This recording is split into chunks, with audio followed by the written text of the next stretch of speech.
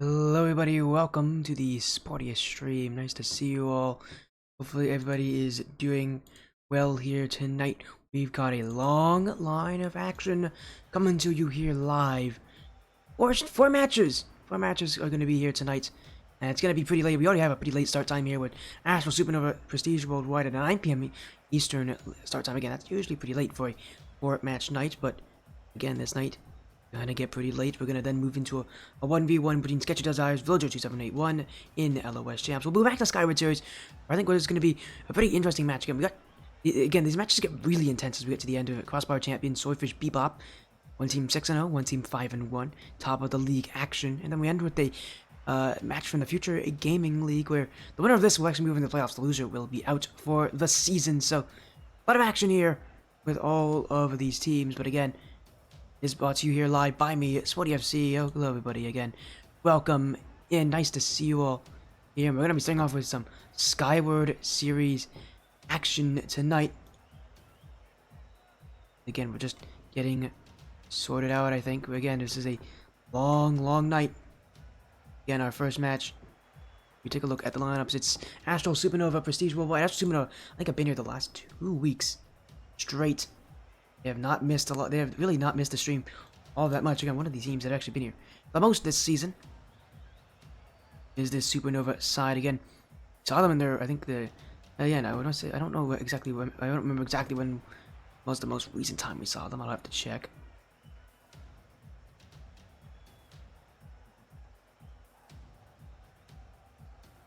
As again, we are just, again, getting ready for this. I just said getting ready for this one. As again, we're gonna make sure we get the info out to both of these teams. Again, actually, when the last time they were on the stream was when they played and swept the Immigrants. They were 1-4 at that time. Now they're 2-4. Only a week before that, not a week, a couple weeks before that, they played Unknown Astral, and I believe they may have lost that match too. Yeah, they did lose that match. I remember. Yeah, they lost that match too. Again, guys, I've been on the stream a couple times. Here again now to play Prestige Worldwide, full of players that you'll recognize if you've been on the stream long enough. Because one of these players is Cody, not Cody LN, Cody, whose team is with Cody LN actually in this league, on Team Ignition.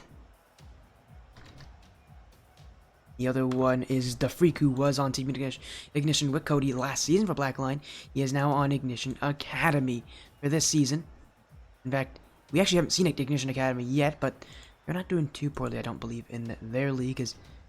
Their record is currently 3-3 actually in that league. We are still again waiting on them, but again, the Ignition organization doing pretty well with the 3 teams. This is a 2v2 team full of players from that org. In fact, tonight I can tell you that I think the roster will be the Freak and Cody. Hello Masha, how you doing? I'm happy that you're excited. Again, we got a long night of action. I don't know how late you all can stay up, but I'm gonna be up pretty late. In fact, again, we're gonna have a match. It's going to be 4 hours from now at 1 a.m. That's actually going to be the latest ever match I'm going to have on my stream. That will break history on this stream. That will be a history breaking stream. Another match that's actually breaking history will be SketchyDesires Villager, because that actually is the first time we've had a tier 10 match in LOS. The lowest level match we've ever had on it when it comes to tiers, I think, is tier 6 or tier 7. I think it's tier 7 because we had a tier 7 2v2. This will break it to be a tier 10 match. Both these players are on Diamond 1 and 1, so is considered tier 10 in LOS. And again, all these matches are pretty interesting. Again, this first one I think is probably the least tense out of all of them, as Supernova is 2-4, Prestige Worldwide is 3-3. But again, it's not like their match isn't tense. It just so happens that they have a tough time because the next match, LOS Champs, one of the players is 5-0, the other one's 4-1.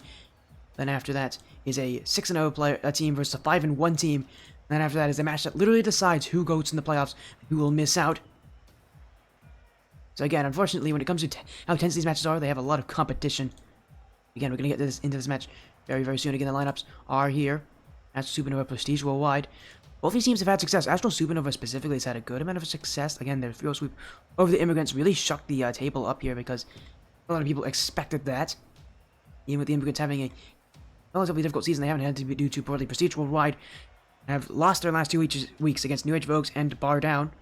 They're considered one of the top teams, starting off with a 3-1 record. They then lost their next 2, so now 3-2. So now, again, while both these teams very likely could make playoffs, again, both of them want wins because both of them are not in all that comfortable positions. Procedural wide, number 15, Astral Supernova, number 16 on the rankings. We have 22 teams total, top 20 make the playoffs, but again, well, I think the idea of them making it into the top 4 is out of the question, and they'll most likely make it into the wild card. With 2 weeks left, if you can get 1 win, you can probably guarantee that you'll make it into that wild card and not have to worry about winning in the next week. Again, a lot of pressure on them. Again, if you all are here, thank you so much. Again, make sure you get your votes going on and you think, well, take this one. It's a tough prediction. I haven't seen the Freak in a long time, and again, they're having to play against the Astral Supernova team that is coming off of a very good win over the Immigrants. This match could be very, very close. Close? Close. I can't speak. It's only 9 a.m. 9 p.m. I can't even think either, I guess. It's too early for me to mix up my words, and already that's happening. Yeah, and we're gonna get this match started. I think for Astral, they're probably gonna have Rezi and Spyro playing. That's my guess, at least, of who's probably going to be playing for these two.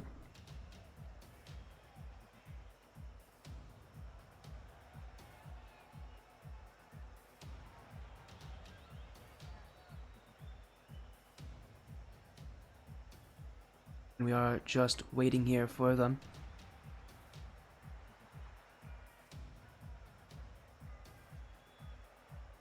As we are just waiting for these teams. Again, if you are in chat, say hi. I will always say hi back. As again, all matches tonight are best of 5. And a lot of fun here tonight. I'm excited to see what this match will bring. Again, this will be a 2v2. We're gonna have 2s, 1s, and then 2 3v matches to end it off. So the action here will definitely get a bit spicy, I would say. That's a good term to say, right? Yeah, it is. As again, we are waiting. As I can tell you, the Freak and Cody are in the lobby. Just waiting on Astral, the Astral United organization. And again, this team has been on this stream a lot, actually. Astral is actually going to be on the stream again later this week with another one team, Astral Apophis, who will be on the stream. And they'll be playing against Team Ignition. So, for the first time, Cody's going to go against a team under Astral. Again, later on, he's going to be playing Apophis in the Blackline Championship Series. Again, hopefully everybody having a good night.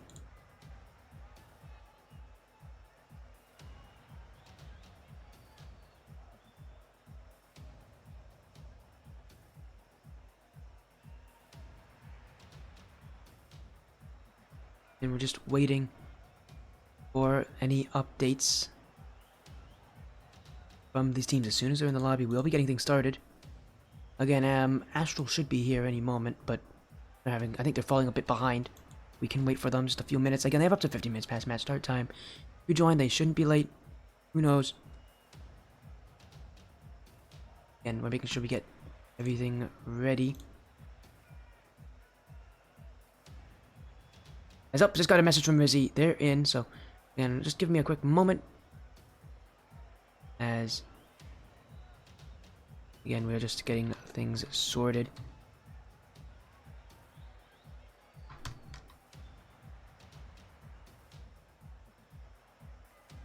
As there we go. Again, we're just making sure we get messages out just to make sure we confirm things.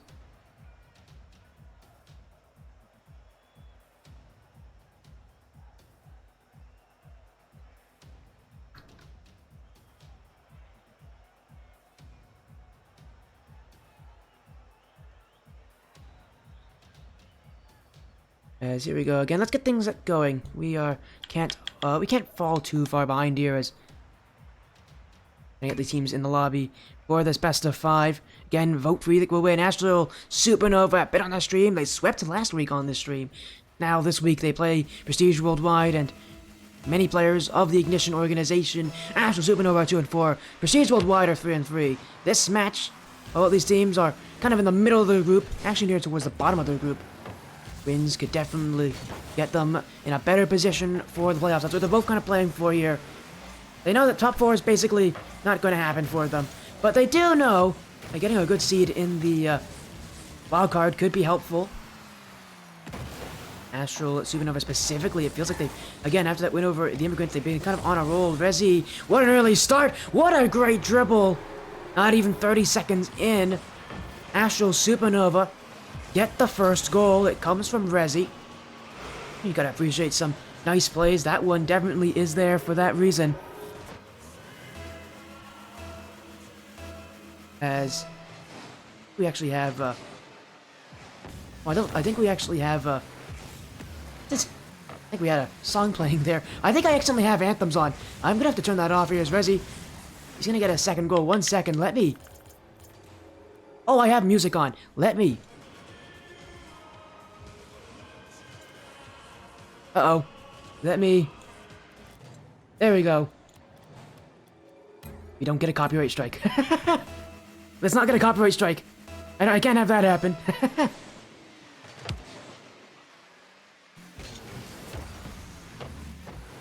was gonna say, I don't want Rick Astley coming after me, okay? We're gonna make sure we don't get a copyright strike on this stream. Oh, gotta love the start here. I don't know why I had anthems on. I don't usually have them on. I think I must have been testing one of them at one point, maybe a day or two ago, and I just forgot to turn them off. What a dunk from the freak! Oh my! Oh, there's no shortage of goals here. Prestige Worldwide gets one back. The freak down the field. Absolutely dunks Spyro out of that one. And so far, these teams not letting up on the shooting. Game 1, seeing some incredible goals. Do we see another one right off the kickoff? That one's kept away by Cody. As Cody dribble round 1. Now maybe looking midfield, a shot attempt. Rezi blocks that. Now we'll pinch it away. Astral Supernova wanting offense. The freak, he is in no man's land there. Did not think the bounce was going to be that close to the net. If someone was there for Astral, that's a goal. They're still attacking. Rezi off the back wall. Spyro, that's weak. Cody will clear it out. Geez, well, they look like they're under so much pressure right now. They really don't like how close Astral Supernova is playing to them as Spyro to make it free. That goes in. Astral Supernova have kind of clenched their fists, clenched this offense, and they have not let Prestige Worldwide break free.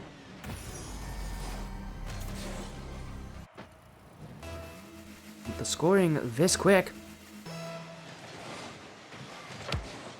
we will stop them. Astral can have 3 goals. They still want more. Let's think about 2v2s. You can score as many as you want, really. Goals can happen at basically any point for any team. And this can be very high scoring, especially if both teams are willing to play that kind of aggressive play style. Although generally speaking, as games go on, teams usually start to fall back a little more defensively, or at least one of the two teams usually does, and that's because of leads and all that kind of stuff. Spyro couldn't get the dribble on Cody. And you might know Cody for his time on Team Ignition. He's definitely someone who's used to high-level gameplay, and he can definitely keep up with anybody in the All-Star division.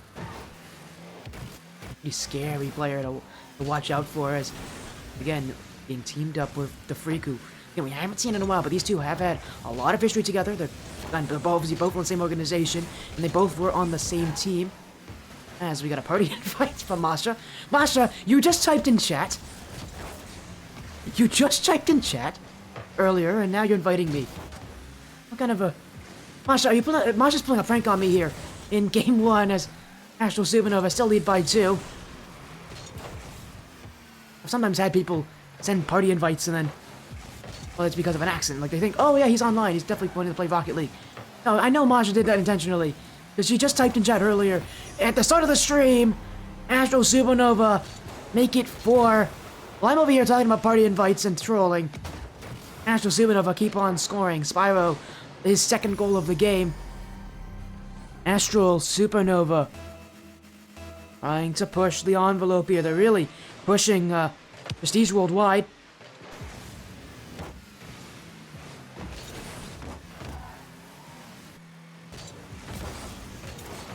And we'll see if maybe Prestige can kind of overcome this adversity. They only have 1 goal so far. Astral Supernova, well, is having a good offense and just really good pressure, preventing Prestige World from really getting upfield.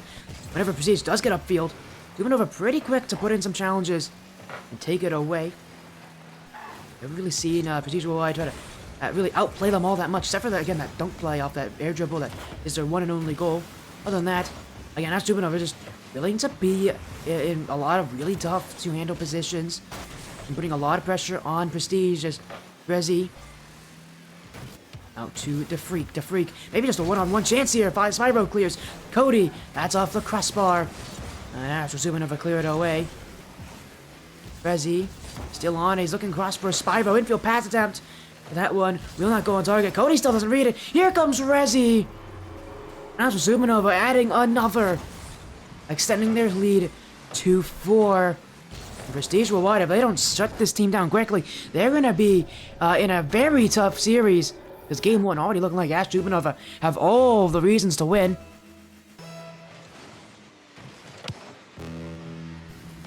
Again, high scoring here. Astral Supernova not done yet. Looking for 6. Rezi, one-on-one with the Freak. Fake, dribble. Rezi gets it in. The Freak got a piece of it, but he couldn't get enough. And Astral Supernova right off the kickoff. Number 6, Rezi. Yes, 4 goals this game. An absolute onslaught of offense from Astral. And this team will not and has not slowed down. Spyro now. And he wants to turn this into a Brazil, trying to get through the Freak. That early challenge will shut it down, or more likely, that kind of early challenge whenever he notices that there's a mistake will shut it down. As Astral Supernova playing defense. 50 by Rezi, Spyro. And get it away. Cody, off target, Prestige Worldwide. Missing the mark on some of these chances late on. Cody again, that one's not on. Maybe a follow-up touch. That gets past Spyro, but the Freak's nowhere to be found. Astral Supernova clear it away. Rezi. Get that challenge on the Freak. Spyro misses it. Who's going to challenge next? It's going to be Cody, and it's going to be 2 for Prestige Worldwide. Cody, 1 challenge. And this one goes for Prestige. While it is a consolation goal late in game 1, every goal they get can help them. Cody will be his first of the series. And for what has been a pretty long game 1, both these teams are ready to continue that going into game 2. But Astral Supernova have won on the offense. No matter what Prestige Worldwide do here, they can't come back to Freak. Dribble. That's 3. We've had so many goals this game. Obviously, these teams are going to be focusing on defense, I think, for game 2, because giving up this many goals, no matter what side you're on, is not going to be a good thing. Although giving up 6 is a lot worse than 3. That's why Astral Supernova is winning here. They have scored a lot more. Their offense is a lot more powerful. But get it to Prestige Worldwide to continue the scoring, as this one will eventually hit the ground. Astral Supernova start the series off in their favor.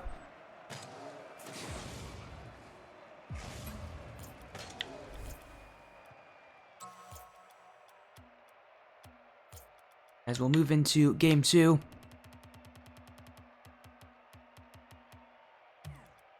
Astral Supernova and Prestige Worldwide immediately ready. Whatever it is, both these teams have found something that have worked. We'll see if they continue that, because the thing about a performance like that is both these teams can just kind of continue that and see if they can just improve on it. It did feel pretty even overall, especially since while Astral Supernova were better at scoring. Again, it was the pressure that really helped them there. If this game kind of falls them or even any of these teams takes it. Astral Supernova hoping that it won't be that way. I'm trying to have game 2 be the exact same as game 1. We'll see though, Prestige Worldwide take a more defensive route. Especially again, giving up 6 goals is not something you want to repeat, as that's a good shot! Rezi's put it top left corner. Oh, maybe not. Maybe we're going to go back to game 1, because already getting on the scoring is Rezi. Astral Supernova trying to pack a powerful punch here in game 2. Definitely starting off that way. We'll see if Prestige Worldwide can answer the Freak off the kickoff. Challenged by Spyro. Still going for it is Spyro. He'll be beat by Cody. Rezi trying to slow the play down. At least let Spyro can come back and help defend. Spyro's actually got the demo on the Freak as well. Meaning that now Cody, well, he's going to be a one-man offense, and he's going to have to race his way back. Rezi, high clear. Spyro keeps it up. Rezi trying to jump in. Cody send it away. Spyro, still Cody's ball. Spyro's still challenging.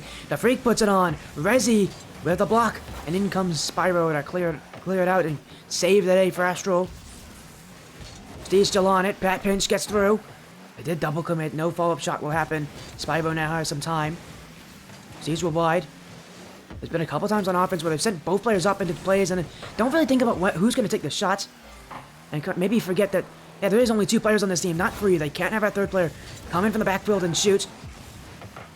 As for Rezi, that's a big block from Cody. He's actually pinched all the way down to the Freak. But whatever happened there, he didn't get a piece of it. Astral Supernova keep this ball. Now that net looking a bit vulnerable, but Again, these touches from Astral are really, really simple, and they're really easy to block. The Freak takes this one down the field. And no matter all the good that Astral Supernova has done, a lot of their passing plays feel really, really simple. This is a team that played in the Challenger Division last season, but those kind of plays won't work here. And again, it's all about being able to kind of acclimate to the higher level of gameplay. Astral, Rezi. Oh, what's that dunk on Cody? But Cody will get over him. Spyro midfield. The Freak has it, and is no one back. Rezi's gonna have to chase after this one. For a moment there, Rezi wasn't gonna be able to get back. He left that net open, but he does get there. One touch, almost got two. Cody's gonna take it away. Go back to a more neutral kind of game, a game that either of these teams can take. As Cody, I think he's waiting for Rezi there, who tried to go for that free jump. Now he's got the challenge. Midfield Spyro, that's a very late jump. These were wide, it should be two if they can take it. Cody, oh, he doesn't get anything on that touch. And what I think should have been a second goal for them is now just given away to Astral. Rezi, this is his shot. Astral Supernova has not scored since the very first couple of seconds. Maybe a chance here. Spyro off the back wall. But that will roll up. Cody just clear it away. No boost though. Missed by Spyro. Cody will get up to it. Rezi off the sidewall. No one back. Is that just going to go in? Yeah, it does. Spyro's going to steal it. What a weird goal.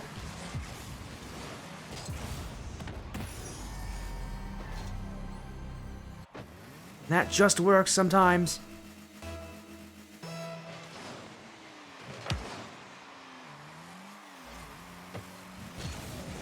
Astral Supernova have the lead, but this one, has Cody just taken it back? Yeah, he has. One goal back for Prestige Worldwide.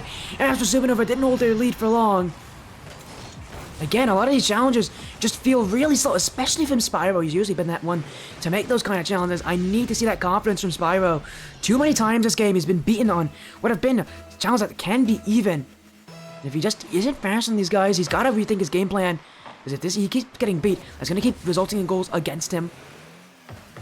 Especially since he does like to play that more defensive role on this roster. As Rezi couldn't sneak that behind Cody. Cody in space, Rezi. Early challenge, Spyro. Again, he's gonna get beat here. Spyro, again, his speed and his challenges have not favored him, and the Freak scored. And now I feel like this is at least the second time I've seen this happen to Spyro, but it's definitely not the second time it's happened to him. It's maybe the second time he's been scored off of it. Again, he's getting beaten on challenges where he should not be getting beat. And again, it's one of the problems with Supernova this season has been, again, the fact that they are lower ranked players. And overall, again, they're more used to challenger level gameplay. That's what they were doing last season. With the improvements they had, with the season they had last season, they were moved up to All-Star. And we're starting to see that really take its toll as a lot of other teams here just compete them in pure pace. As the Freak, as he will keep it out, Astral Supernova. And such a strong game one. Now in game two, things are falling apart for them. As that one just pops its way midfield. Rezi did not do well to waste out time. Instead, he challenges that one in the corner. And it goes straight out to Cody. Spyro, well, he got back, just not in time. And Astral Supernova, again, it's a lot of these plays for them. They just don't feel fast enough. And Prestige Worldwide is outpacing them. And you can see why maybe a lot of other teams have beaten them in the season too. Again, if pace is going to be a thing that they can't win on, they need to find something else to do that with. They aren't going to beat teams to the ball as this one won by the Freak. Rezi misses it. Cody, does he have a shot there? Spyro will meet him. Maybe a time for Supernova to go to offense. Spyro. Oh, that's a good demo. That's an open net. Spyro. Oh, what a save from Cody. He gets back in time. Astral Supernova still only at 2 goals behind. Now midfield, Cody clears it away. To keep it up is Rezi. Heading into the final half a minute, Astral Supernova panicking just to get a goal, to give themselves a chance to come back. The Freak wants to end it. Spyro block. The Freak can't shoot. Now he's been bumped as well. Supernova finding bumps, finding demos. Rezi chasing after Cody. Spyro around the corner. That one goes to the Freak. And the Prestige Worldwide roster maybe enjoy the success here in Game 2. A game that was more even, at least for them. A game that definitely had it where they just won a lot more challenges. And that's going to be the big thing that Astral Supernova are going to focus on. How do you outpace this team, or how do you beat a team that outpaces you?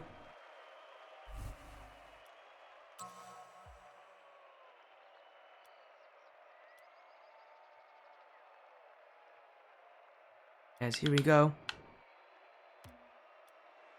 Game 3.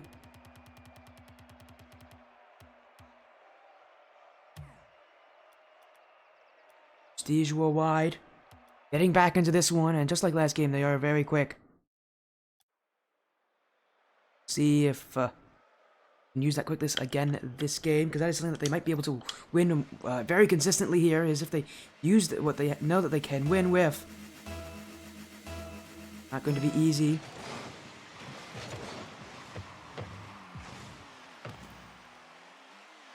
Game 3, a clean slate for both these rosters.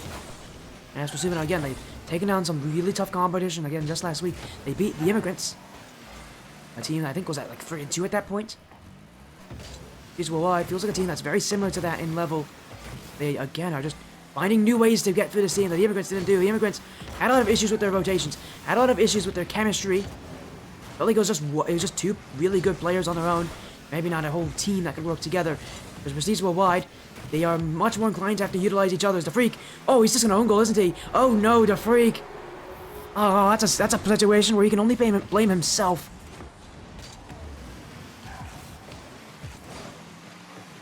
As the Freak puts it to the back wall. Bolzini, you invited 2 times? Excuse me? What?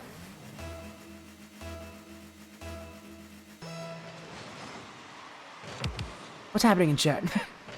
Bolzini's saying I invited 2 times? What do you mean? What? Did you invite me to like a Rocket League party? I don't see any. I'm casting, Boltini. I can't play matches while I'm casting. As we are again currently in Game 3. Also, Boltini, it wasn't you who invited me, it was Masha. Although if it was you who did it, I would still know that Masha probably put you up to it. I know you well enough, okay? I know you well enough. I should try it sometime? I should probably not. That's a terrible idea, Boltini. I know that's just not going to go well. As Prestige Worldwide, trying to get their way back. How stupid with the early starts. Oh, the goal from Resi is... Oh, no. Oh, we just left. Wait a second. What a weird situation that is. Resi has just disconnected. Now, the rule states it's because we have seen a goal. We're just going to keep on playing here. Resi's got to join back. And what was that? I think he just had like a outage or something? It's a strange one. He just left and rejoined. Oh, it kicked him? Oh, that happens all the time. Yeah, I've had that. I've had that happen before. Well, Resi's back. Fortunately, no goals went in for Prestige Worldwide. That would have made this game feel a little bit worse. I think for everybody involved, but this will still be a goal for them. The Freak gets past both. As hello, SketchyDesires. A great goal here for Prestige Worldwide. They tie things up again. Hello, SketchyDesires. Hello, we'll see them in chat. As Prestige Worldwide, a little bit of pace, a little bit of speed. They know how to beat other people.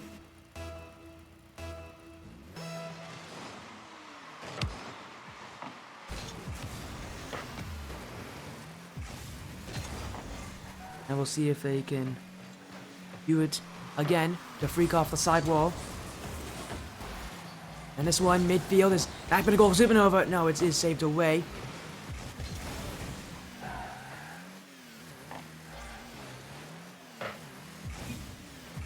As, oh, Boltino's now invited me. As Astral Supernova trying to play some defense here, Prestige Worldwide. The Freak, that one, a demo in front, that will be a go-ahead goal.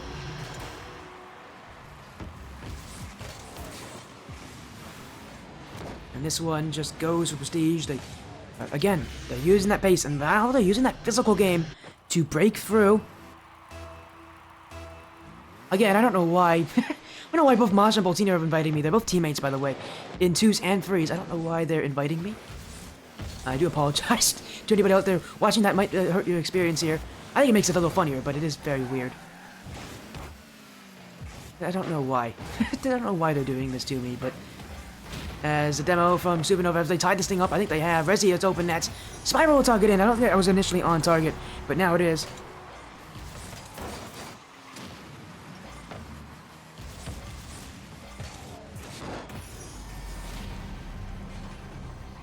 As we're going to keep on going here. Again, Prestige Worldwide have a lot that they can do.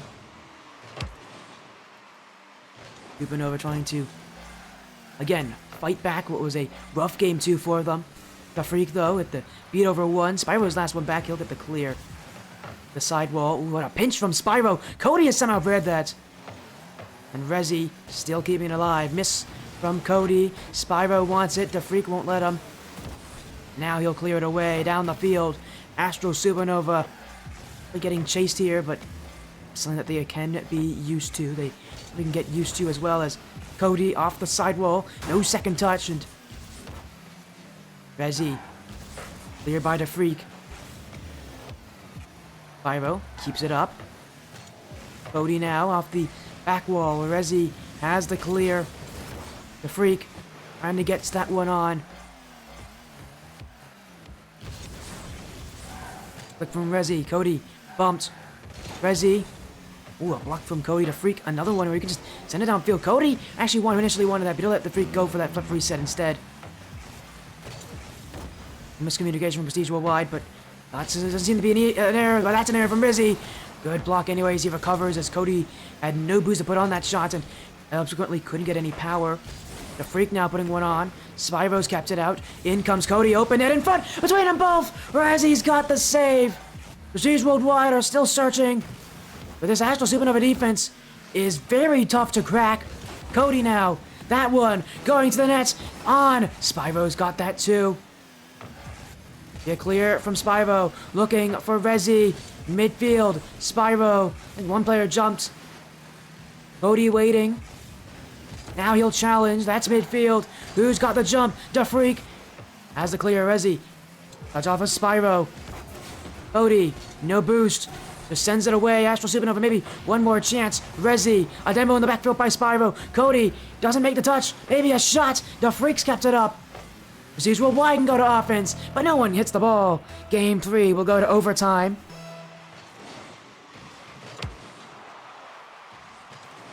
And whoever scores will take match point.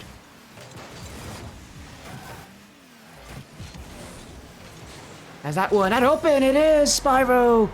Game win for Astral Supernova. It all comes just from a miss from Cody. He's pretty consistent, so to see him miss that is something that doesn't happen often, but every mistake will have a counter to it, especially in 2v2s.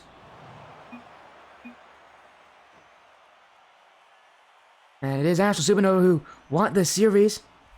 They're looking to take it.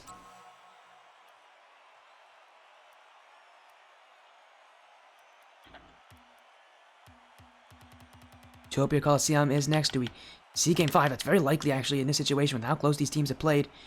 Game 5, not too unlikely. But we will see if that's where we do end up going.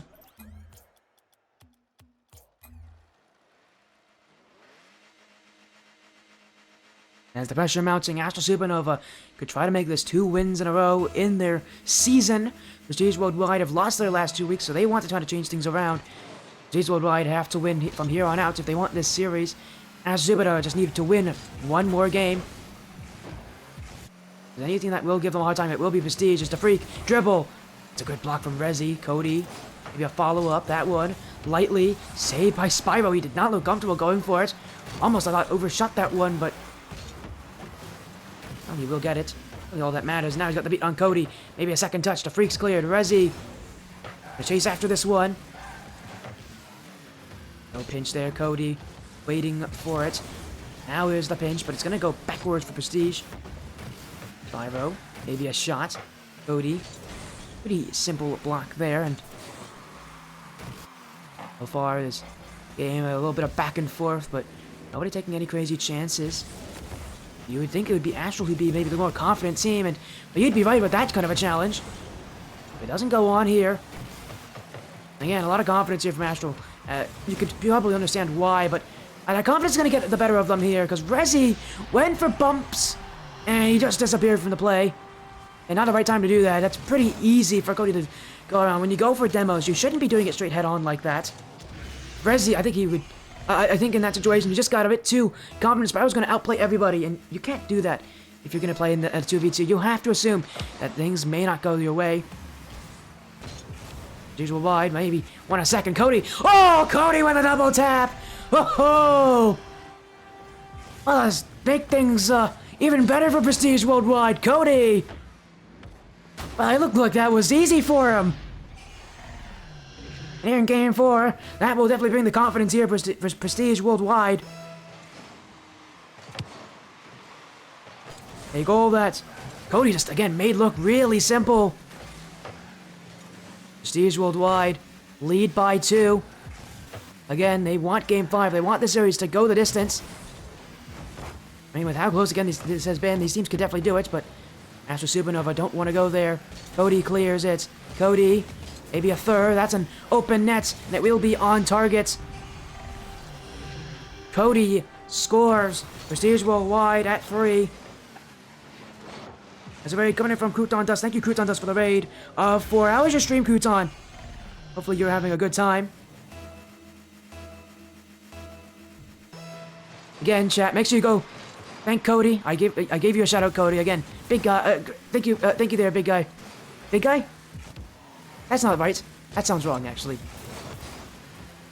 Thank you there, Crouton. Did I just call you? I might have also called you Cody. I'm a little sleepy today. Thank you there, Crouton, for the raid. As you can tell, tonight's a weird night for me. This is only Series 1. We're gonna have 4 separate series on this stream. Prestige Worldwide want Game 5. Assuming I'm trying to win the series here. Again, Crouton, how was your stream? Let me know. So you had a lot of fun there. Again, thank you there. And Crouton, what I meant to say is he's a big streamer. And a guy that I've worked with so often. Again, Crouton, thank you so much for that raid. As we are currently in Game 4. Cody, dunk on Spyro. As Supernova, again, they've looked a bit flat-footed this game compared to others. Can't let the pressure get to them.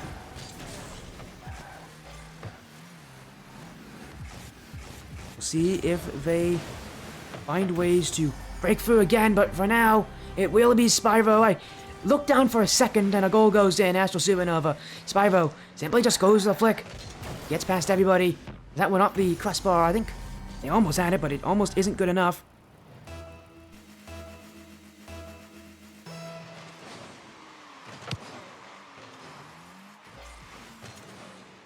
As it is Astral trying to make the comeback. See if they can do it. Rezi, low boost. Prestige Worldwide again. They're winning in that boost total pretty heavily right now with Astral Supernova constantly having to chase after the ball. Again, with that kind of chase mentality, you gotta be able to do well at holding your boost. Astral Supernova starting to find difficulties at this point as all coming in from Dakri. Thank you, Dakri. How you doing, Dakri? I haven't actually seen you in a while. Hopefully you're doing well. Nice to see you.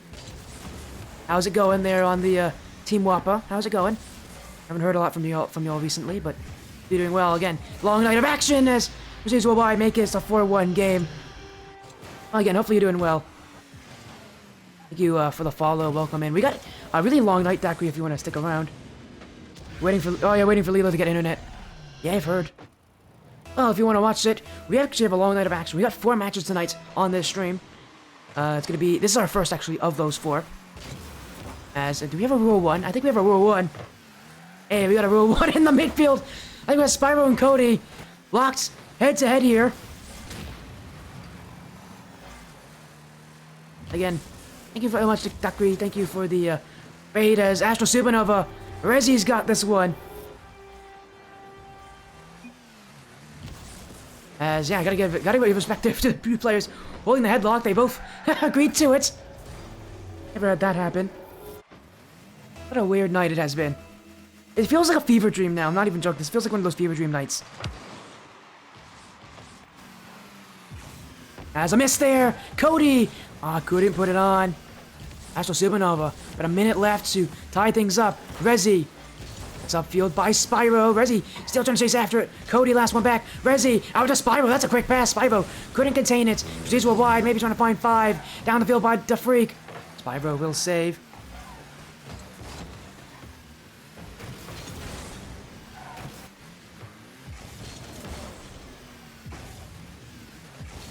As Astral Supernova, time ticking away for them.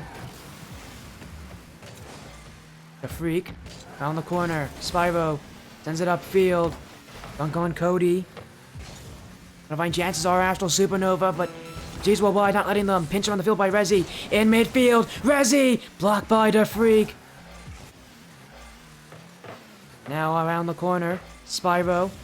Gonna send this one away. Cody couldn't let Astral Supernova pass through on that one.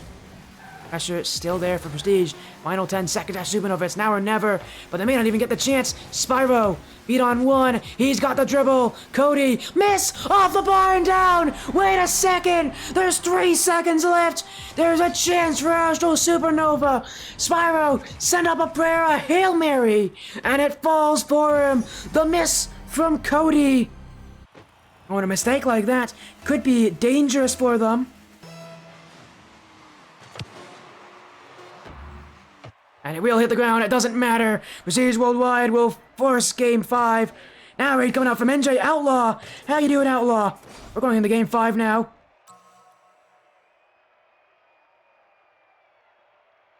Yes, hello, Kiwi, how you doing? Yeah, we got a long night, we got a Game 5 coming up. Man, this action's crazy. Again, this is only the first match tonight. We've got 4 separate matches tonight. This is only number 1.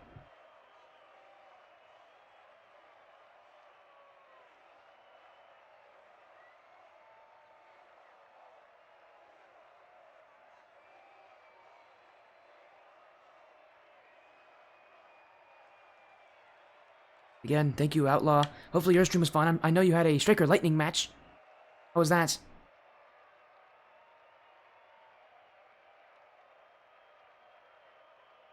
As again, we're going to be going into Champions Field here. We'll see how close this one will be.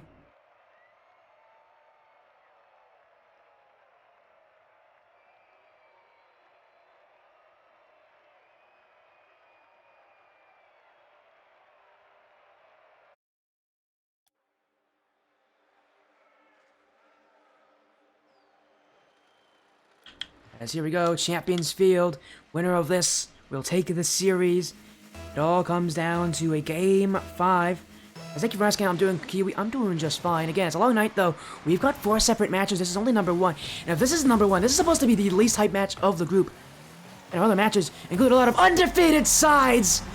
Supernova. I mean, they've had an incredible time this series. It's been back and forth for them. But that first goal definitely bodes well for them. And that's a great start.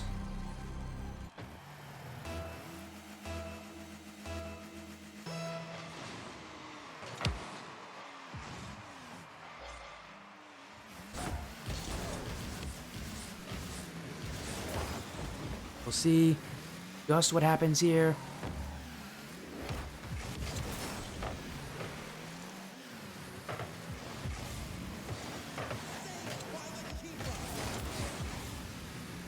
As we keep on going.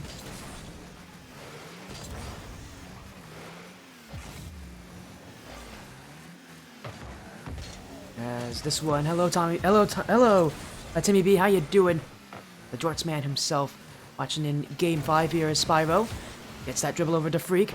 Rezi, challenge on Cody. G's Worldwide, playing defense. Spyro, gonna be the 1-on-2. Gets a dunk on the Freak, but that's not on target. Cody will clear it away. 4 minutes, Cody, as you got the challenge on Rezi. That's on target! Oh no, it wasn't, it was just wide. Rezi and Spyro both kind of panicked while watching that one. Now they can go down the field. Rezi, pinch! Cody's got the block. Spyro keeps it to the corner. Supernova trying to hold on possession. They don't want Prestige Worldwide at anything on this ball, but Prestige Worldwide will get chances. We know they will. 2v2. It always happens. As Cody with the dunk. Spyro keeping it. Gets past Cody. Now he wants the pinch. Has he done it? That's not on target either. 50 in front. Who is there? It's gonna be Cody to clear. Rezi. He must have been in the midfield. He never challenged. And that was a chance Supernova could have taken. Rezi now. Supernova. Speed catches them there for that second goal. They didn't get it. And what ranks are these? These guys are all C1... C3 GC1, not C1 C2. These are all C3 GC1 players. Here in a 2v2 as Cody couldn't get the shot on Spyro. The Freak. Looking to keep it high. Spyro down the field. That's number 2. Astral Supernova! Maybe the stream is just a blessing for them. They don't lose very often. They won last time.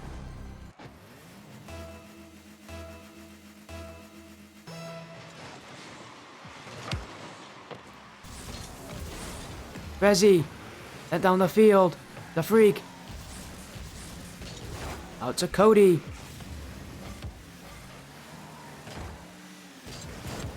Now a pop-up from Spyro. Rezi, he's beaten there. Astral Supernova gotta play some defense to secure game 5 here. They've got 2 goals, it's all they need. They just gotta make sure they hold that. Sidewall, the freak, not on target, but here comes Cody. Cody!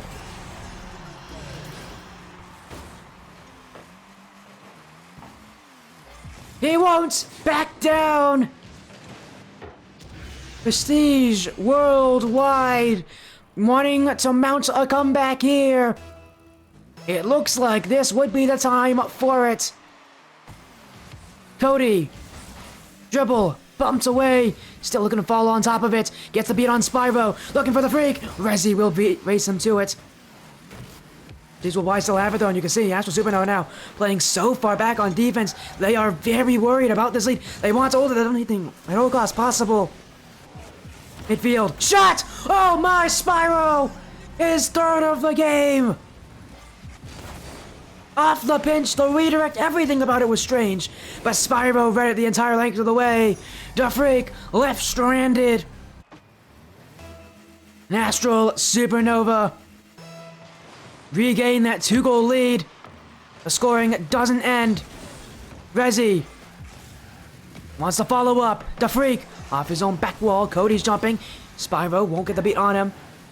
Now the freak gets past Rezi. Open backfield. Open net in front. If they can find the pass, the freak pinch midfield. Spyro's cleared it away. Rezi redirects it to the corner.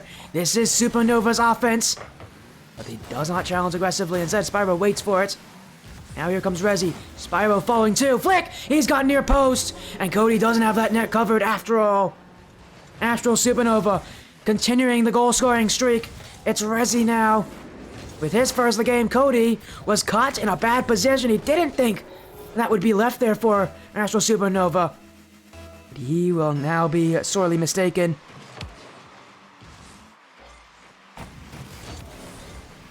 Prestige worldwide, they have to score now or else things are looking very, very slim for them. In front for the freak. No shots. Prestige worldwide. He'll have to try again the next round of offense. Oh, they'll get their chance here. The freak. That one sent down the field. It was open for him. He couldn't put it on. Now he looks for the follow-up. Spyro has the win in that race. Now he's got a bump on Cody. Rezi down towards the net. Rezi! And it's in from Spyro. Astral Supernova. Maybe this has secured the win. We can't call it early. There's still time left. A lot of time left.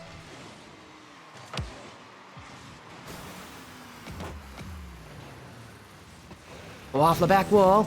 The freak. Midfield for Cody. Blocked by Rezi.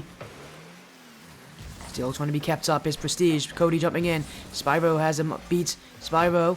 They keep it away. There's a lot of panic from Supernova, but with so little time left, it's not them who have to panic. It's Prestige worldwide. Cody now wants the second touch. He's got it. No, he doesn't. Off in front. Cody's redirected that one.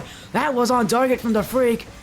I think it was going in too. Now another chance. Off the corner. Spyro won't miss. Cody missed there. Astral Supernova can make it 6 to secure it. It's Rezi one-on-one. It's blocked by the freak. But that has wasted so much time off that clock. Around the corner. Midfield. Spyro. Cody trying to keep it up here. Prestige worldwide. Just looking for anything. Time has run out for them, though.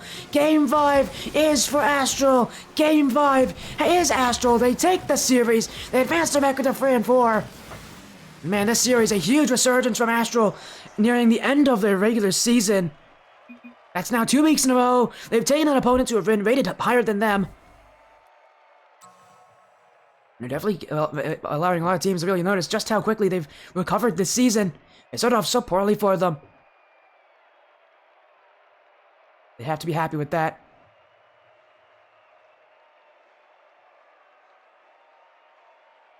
as that is Game 5 win. Astral Supernova have it. Hey guys, look, my face is back. How's it going? Again, what a match. That was very close. That was a tense. And again, that's only our first match. We still have a lot more coming up. And just, again, our next match will be an undefeated SketchyDesires taking on a Villager who might have the best chance of taking him down on a 1v1.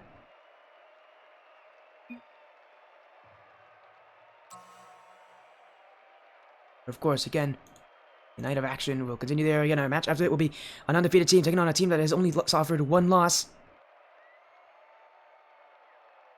Really, this night.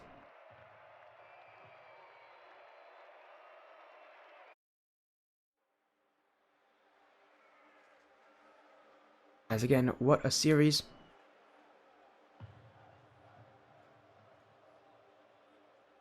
I think again, I'm just messaging here again. We're gonna get ready for this next series very soon as, again, our night just, it's insane. Again, if that's only our first match, if that is considered the, maybe the least pressure match we have tonight, now this is gonna be a great night as well as we're actually gonna be joined by Spyro, I think, so we're waiting for Amir for that quick interview. And our next series coming up very, very soon.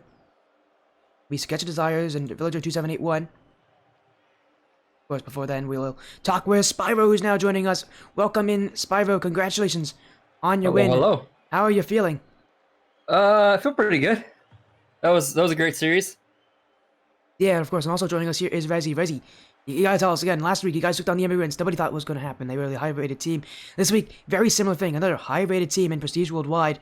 Taking down a lot of these teams that are ranked above you. Whereas at the start of the season, maybe you wouldn't do it now. It seems like it's just every single week. You're taking down the teams that are ranked above you. You're climbing up the ladder. Again, what happened kind of middle of the season that kind of allowed you guys to kind of, start taking wins against tougher opponents?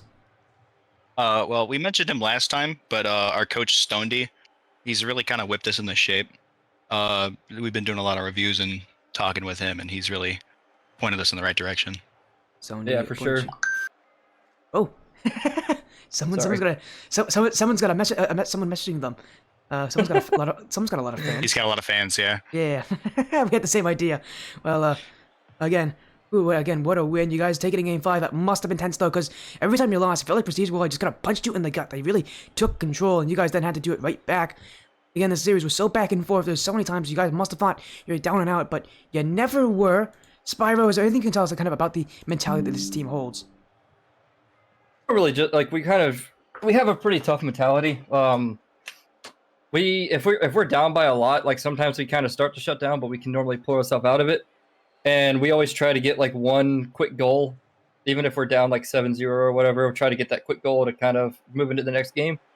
I will say what made that really difficult was Rizzy disconnecting. Yeah, that was. Yeah, no, I think they went like 3 or 4 shots on net during that. I was panicking quite a bit. Oh, me too, buddy.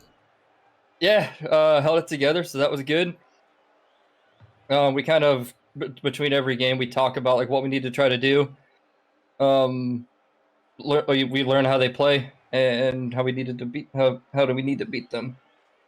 Well, again, I'm happy again you guys kind of talk things through next week.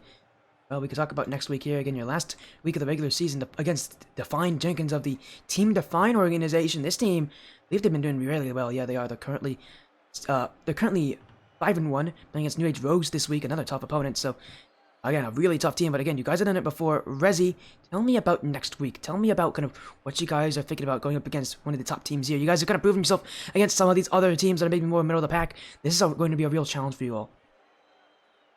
I'm going to steal Unknown's line from last time we did this, and we're just going to kind of take it day by day and just kind of work through it, and we'll get there when we get there. I have faith in us. We've done much better than we expected to, playing up since coming out of Challenger. So it's been worth the challenge, I think. I think it's forced us to play better. And, if we play those better teams, then ultimately, win or lose, we'll be better players for it. And I love to hear that again. What a match. As again, before you go, of course, we're gonna always end up with a short shout-out segment. We'll start with Spyro here. Anything that you want to say, any shout-outs you want to give here at the end of this? Because I'd like to keep talking with you guys. Your match took a while. We actually need to quickly move to our next match. So anything you guys want to say here? We'll start with Spyro. I will say for me, like personally, I don't even look at like what matches are coming up. I kind of Oh, just it's play. But yeah, no, I don't really care who we're playing. A game's a game. We just kind of play it. But shout out, I'd like to shout out my family for supporting me. They always cheer me on in chat. You got Frame and Hannah, that's actually my wife. So she always she's always supporting me in my Rocket League games and stuff like that. So it's pretty cool. And Very Connor, number one I normally have cheerleader. my son. He'll be next to me like screaming when I get a goal and cheering me on and stuff like that. It's pretty cool. Again, I love to hear. And of course, we'll then move on to Rezi. Anything you want to add to that? Shout out the boys. You didn't see Unknown tonight, but he's still here creeping in the background. Um, he's our rock. He's the IGL for sure. But also Coach Stonedy, good man. He's done wonders. Again, love to That's hear all I again. got for you. Yeah, again, congratulations on your win. Next week you play Define Jenkins. Good luck in that series. Hopefully I'll get to see you all again. Yeah, course. thank you, Sporty. Amazing rest of your night. You too. You too. It was Spyro and Rezi. Our next series is going to be coming up in just a few minutes. We're going to go quickly to an intermission. We'll be back. It'll be Sketchy Desires, Villager 2781.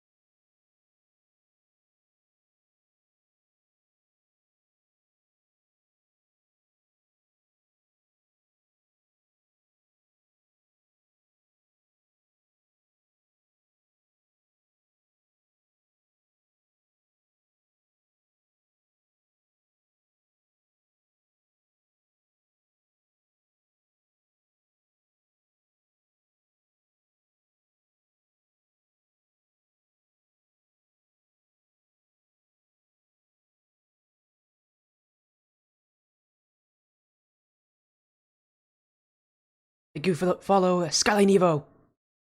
We'll be live again very soon.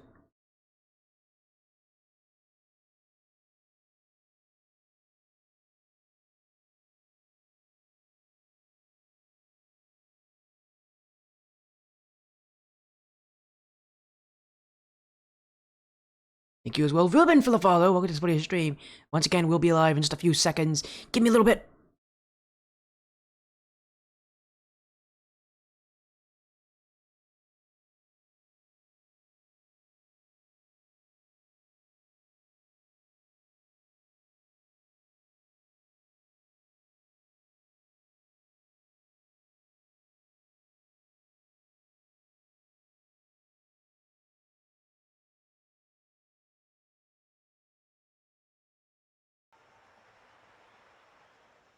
Welcome back, everybody, to the Spuddy stream. My name is Spuddy FC. It's nice to see you all again.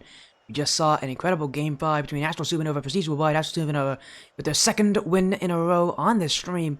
Now, we followed up with a 1v1, our only 1v1 of the night, SketchyDesires Villager 2781, and this actually is a 1v1 that's actually that actually now breaks a record. It is now the first time we've ever seen a Tier 10 LOS Champs match on this stream. It is, of course, the only place where you can see a Tier 10 match in ones. Both these players hanging around that Diamond 1 rank. That is where Tier 10 is. As a follow now come from Scandalous Monkey. Thank you for the follow. Welcome to the Spuddy stream. Thank you very much.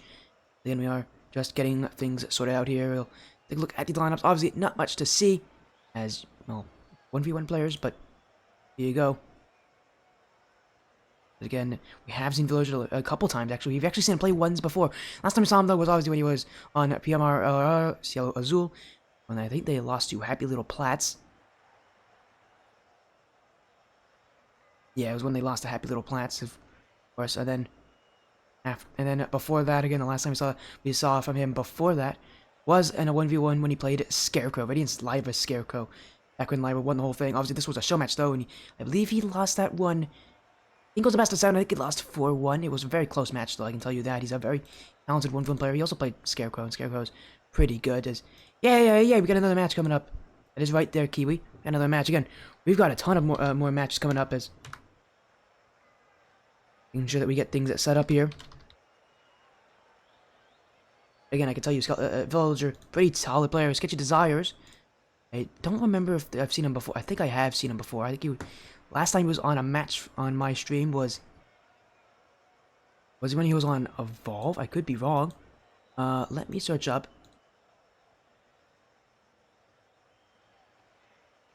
As again, the last time he was on my stream was when he was on Shadow Phoenix. That must have been the last time I saw him when he played Evolve Sapphire. I can see that match because yes, he did play in that match. It's the last time I see him mentioned. So he was on Phoenix United at one point. There's an org that still is on the stream. As I can tell you again, these players are very solid. SketchyDesires is currently, I believe, 5-0. Villager 4-1. Again, the records here favoring SketchyDesires, but if there's anybody to take him down, it would be this guy. It would be Villager. For Villager, he's only lost one other match before. And again, in a league with a good amount of players. Don't lose. Again, there's some people that just don't lose that often. As Villager, his only loss was to Mommy Poke. Who I actually don't know what record he has, but let me check. Mommy Poke has a record. Let me check what record he has. A little tough to find records, but Mommy Poke has a record of 3-2. Actually has a record even weaker, but it was a sweep loss for him. So again, interesting scenario here, but again, there are a good amount of players playing in.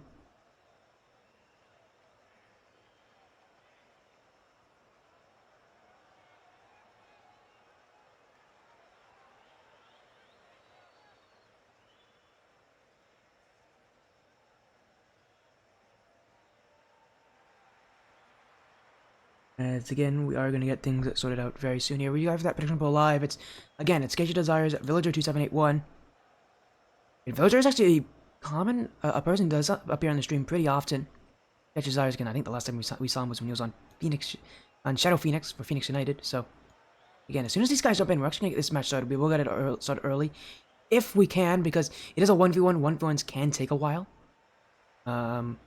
Especially since, as you guys know, a lot of goals get scored. We will skip some replays if we come to that. It does happen a lot.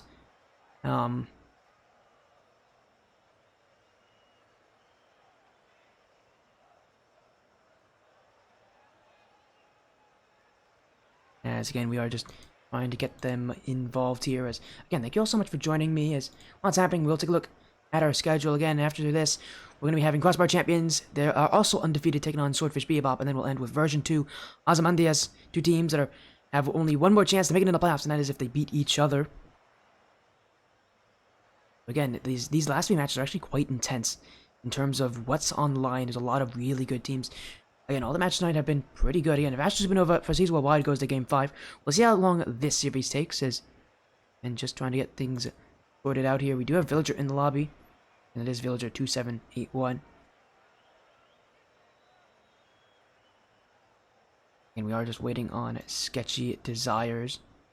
We do have up to like 15 minutes past match start time to join, but I really do hope they're not late, because it is a 1v1, and 1v1s do take a while, so...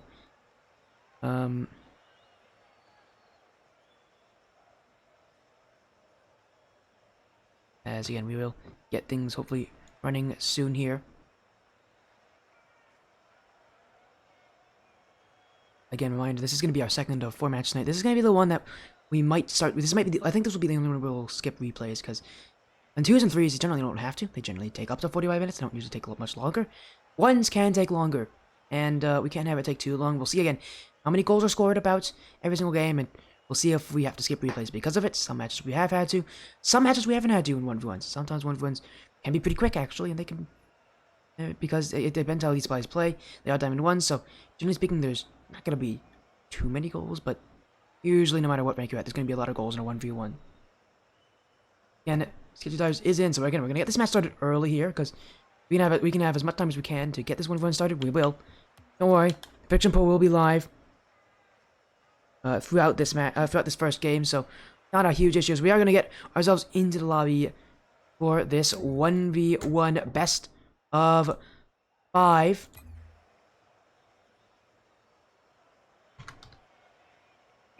As there we go, again, we will get them there. As how's Alt Power Man doing? Oh, I know he does play 1s. I can check for you, I guess.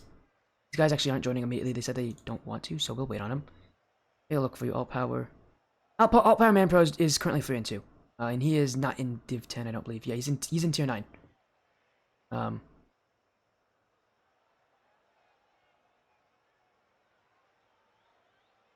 Again, we're gonna get this thing started, hopefully. As I just did ping one of the guys to join. I don't know why they're waiting. they can join. Here, let me message the other one then.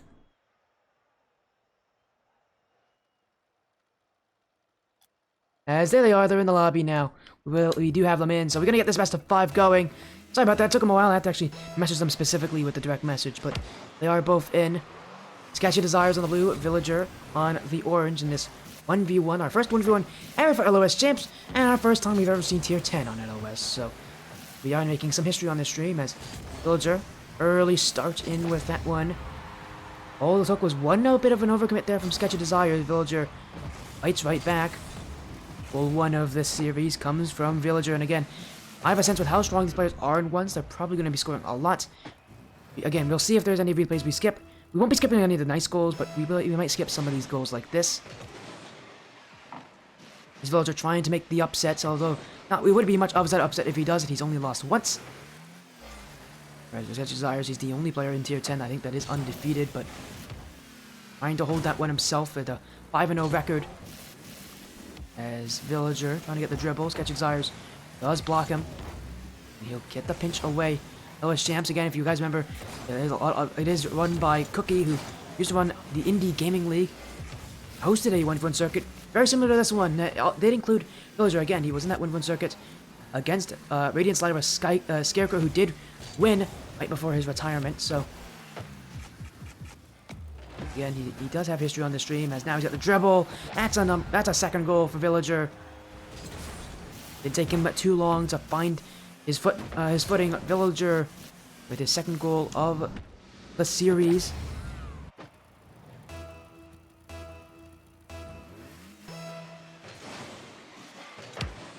As we've somehow got rid of nameplates there. One sec. There we go. 1v1. Villager again catching SketchyDesires, who's overcommitted now. That makes it 3 separate times. And you have to be careful about those kind of overcommits, because the more you do that, the more you give them open nets like that. Yeah, we're going to start to skip some of these replays, because you do not need to see every single goal. It could be a pretty long series after all, so I want to make sure that we aren't late for our series after this one as well for you all. So far, Villager with now a 3-goal lead.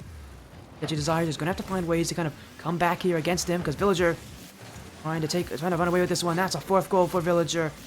Oh, he's really not letting anything get through him. A dribble there, and that one. A simple pinch off the corner, and it goes through. Very simple plays from Villager. He's not taking any major risks. SketchyDesires, he's got to rethink his offense, because right now it has actually resulted in goals against him rather than goals for him. I think a lot of his offense should just be on to find plays where you can get really powerful shots on Villager. One of the things that works really well at this rank is bounce dribbles, and if you can get good bounce dribbles and good hook shots going, nobody will be able to defend that. And I don't know if any of these players are good at that, but definitely could help you. SketchyDesires, I don't know what happened to Villager there. He just jumped out of the way. SketchyDesires, that's an open net, and he has missed. No, he's run out of boost too, so Villager can keep control. Flick, got SketchyDesires jumping. But it is still Villager who has the ball. Dribble. Challenged by SketchyDesires. Now Sketchy can put one in himself. He's got the turnaround. He's got the shot. He's got the goal. And again, it's all about the challenge game. And again, one's so heavy on kind of the decisions you make, and why you make them, and when you make them, and all the different factors surrounding how you make them. As Villager, as he just got that, that's an incredible shot from Villager. And the turnaround there, these guys know how to use that power slide. This one is not an easy recovery. Look at how quickly he returns to that position. You could have only done that if he used his power slide correctly. Great turn from Villager. Only halfway through, and this could be a pretty hefty game with how many goals have gone in. As Villager. Dribble, straight shot. SketchyDesires will catch up to it, but he did not look comfortable. A Villager forcing him to jump. Low boost for both players, and meaning this shot is gonna have not a lot of power on it. SketchyDesires won't be able to make much of it the other way. As such, this one kind of just dies the midfield as SketchyDesires maybe looking for a doomsday dish. Won't happen as he's got tripped up by the crossbar, and Villager, oh, he should have countered that one a little better. He did panic a little bit on that touch, went a little too fast. A little more time than I think he thought he did. And now, SketchyDesires going back the other way. What a second touch! That's dropped in for SketchyDesires! Oh, this is one we're definitely going to be seeing again. And he's in such a weird position. So weird. In fact, Villager didn't really even commit to it. He totally believed that SketchyDesires wouldn't have that shot. SketchyDesires did. And now he's made it too. He's trying to make a comeback here late in game one, but well, that kickoff goal is not going to help him. Villager. Oh, that's going to be a free goal right back, and for all the work SketchyDesires has done, a kickoff, one kickoff, will undo that progress. It is simple stuff like that that can, you know, hurt you. As off the sidewall, Villager, maybe a jump, maybe another one. He's forced that one off the crossbar. And another goal off the kickoff. Villager starting to have his way with basically every 50-50. And if he continues this kind of success, game one will be over with him having quite the substantial lead. SketchyDesires, he's got a few things he's going to work on for next game. The kickoffs being one of them. Another one just being how often he overcommits here. I mean, Villager should have scored that, but for SketchyDesires, that's all because he just overcommits on that shot. You need to see him do plays where he doesn't jump in for a shot like that. The more he overcommits for every single play like this, the more he gives himself up, and Villager has some pretty solid defense. Again, he's one of the stronger 1v1 players in this league.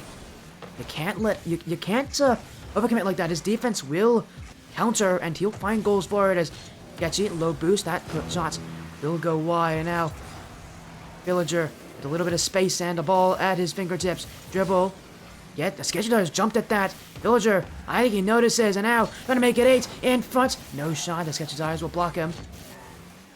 And now he can maybe send it away, but Villager, quick challenge, another quick challenge. This one though, he hasn't really recovered. SketchyDesires will make it free. This one, oh, that's gone off the post. Oh no, that one is not one you can't be missing, Sketchy. And now you can take it up the field. What a weird chain of events here. Villager is not going to be scored on by that player. SketchyDesires is still looking for it. Flip reset. Oh, he's actually got it. He's actually going to hit this. That one. What a save from Villager. I've not seen this kind of level play with that kind of flip resets. Just a reminder, these guys are Diamond 1 and 1v1s. No, I did not expect flip resets to happen as Villager. One more goal for the road. He'll take it. 8-2, the final score line. Villager 2-7, 8-1. Starting on his route to make sure SketchyDesires will be undefeated no more. Just the kind of game he'd like to have. See how quickly these two are ready up, or SketchyDesires maybe tries to take a little bit of time to kind of reassess himself. Villager had 80% shooting. SketchyDesires 2 for 9. You can see an obvious change here. Again, a lot of what SketchyDesires did was overcommit for those shots. Just something you can't do. You can't overcommit like that, especially against a guy who has defense like Villager.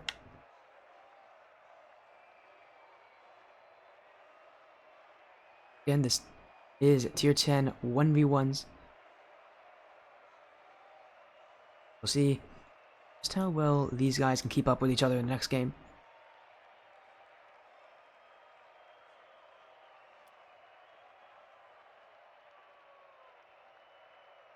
Again, these guys have not played each other yet this season. I think that's pretty obvious, though, but going into game 2.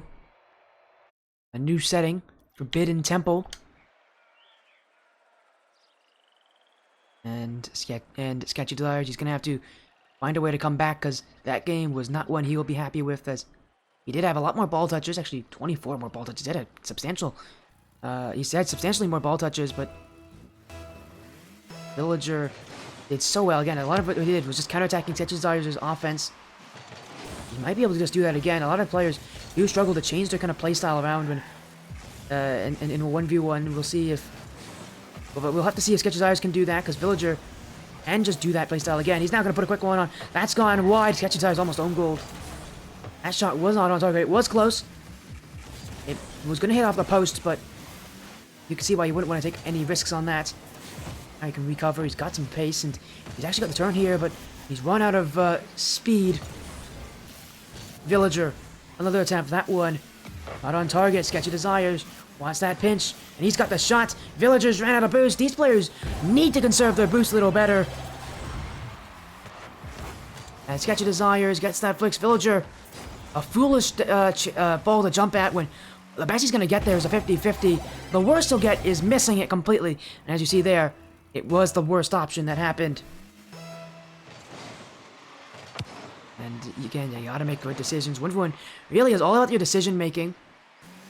Sure, mechanics have a huge thing to do with it, but if you have the mechanics but not the right decision making, you're not winning in ones.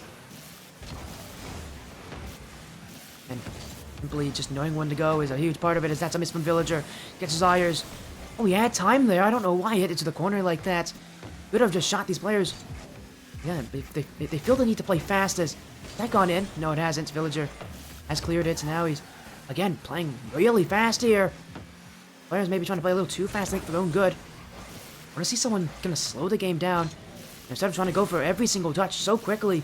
Instead, try to go for more quality touches. Keeping that possession is going to be way more important, I think, than just your overall pace of play, as that's off the sidewall. Villager. Tough angle for him, though, and he's going to try to control this. SketchyDesires. Is he going to let him? Villager beaten by Sketchy, but we'll go back as be a chance of field. That's a quick shot. Villager will have the lock there. Again, Villager, you're seeing his defense definitely showing that he doesn't mind waiting back at letting those shots come to him. Well, this was going to be a tougher one, although still gets back to it. SketchyDesires. That one, that's on. He's looking for the bump. Ooh, no, it wasn't on. It was actually outside that back post, and we're just waiting here, as we've gone a long time without a second goal yet, and these players are just waiting for each other. SketchyDesires. And to make the recovery, Villager. Not turning in a loop there, but we can dribble. Villager has the dribble. Villager's pretty good at these. He's actually got over Sketchy. Oh, Villager. Near the halfway point this game. Very few goals, but plays like that can definitely make their mark. And a goal to tie things up.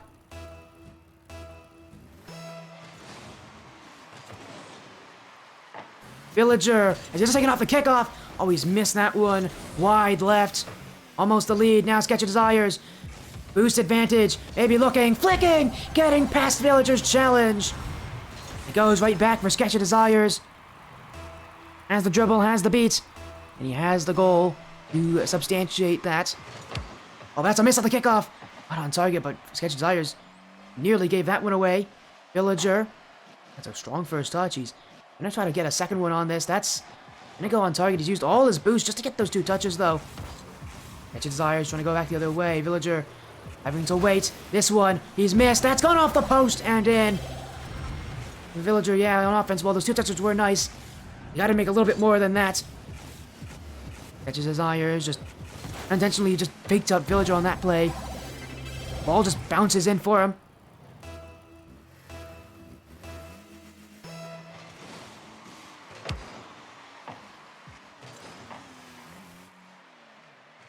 Villager. Again, only 1 goal, and that was that incredible air dribble. You haven't really seen that kind of consistency from an offense like last game. And now this one, he's just giving this one to SketchyDesires. I don't know why Villager feels the need he has to do these kind of plays. When last game, it was definitely not those plays that was winning him. Again, I don't know why he feels the need to do that on offense. He has pace. I don't know why he's trying to take to the air. He's not gonna... He doesn't need to do that to beat SketchyDesires. Feels like he's just trying to play too good. Now, a bad challenge. SketchyDesires. Another misplay there from Villager that should be countered. SketchyDesires. Double tap. Desires let him have that shot. He didn't think he was actually going to get it. Sketches. And now Villager. Oh, he's just missed an open net, hasn't he? Oh, he has. Oh, he most definitely has. That's going to be one that that will haunt him. Last game he had a couple of those, but it didn't matter. He was in such a heavy lead. He didn't have to worry about it. Now against SketchyDesires. In a game where he's down by 3, but not even... With about a minute 30 left, he's got to score those shots to the back post. SketchyDesires will free flip onto it. Villager force him out here, but SketchyDesires winning on the boost. And now he takes it down the field. SketchyDesires, Villager catches up to him, but this from Sketchy. Taking the boost, taking the ball, slowing him down. He also slows himself down inadvertently in the process as going to give that free shot to Villager, but again, these plays are just not what they were last game. Villager's offense last game was one that didn't need to be all that precise. This game, it feels like he's trying to force everything.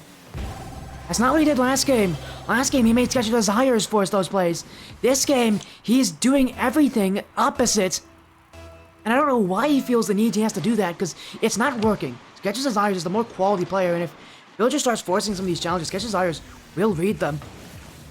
Said, and a lot of times in ones, they're trying to force things to the ones who are at most risk of getting scored on, and SketchyDesires is making Villager force himself into a lot of challenges here. Now late in game 2. Feels like the hope's all lost here for Villager, at least in this game, as there's still time left for him. He's got to score this, though. He does take it, but 22 seconds. He's got to get 3 goals. He's got to have a lot of kickoffs favor him. If there's any time to have a good kickoff strategy, now would be the time to do it. Ooh, a fake kickoff. And Villager jumped for it. Desires, no clear though, and Villager's gonna chase after him here. SketchyDesires dribbles it. Gotta waste off every last second. Takes it up. SketchyDesires, maybe looking for the 50. Villager will save, but the time will run out. It was just too much of a task for him.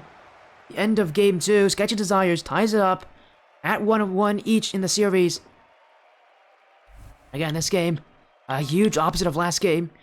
SketchyDesires had way more touches, and what he did, and really, it seems like the question for each game is, who's going to try to force the offense? Because whoever does is the one who's losing. Last game it was Sketchy, this game it was Villager. Again, that's what I'm seeing from these players. They're trying to force offense, they're trying to force challenges to go their way, and that's not working for them. Again, both these games, the player that won was the one who waited a little bit more often, the one who was a little more patient. SketchyDesires, again, trying to keep his undefeated record. If he just waits for Villager to do those kind of plays, he'll find more success. He doesn't need to score all that often. His defense, both these players' defenses can kind of hold their own. As Villager, again, really, one of his 2 goals was that incredible air dribble, but I don't think we're going to be seeing a lot of those kind of chances as we are heading into game 3. A best of 5 like this could be a pretty long best of 5.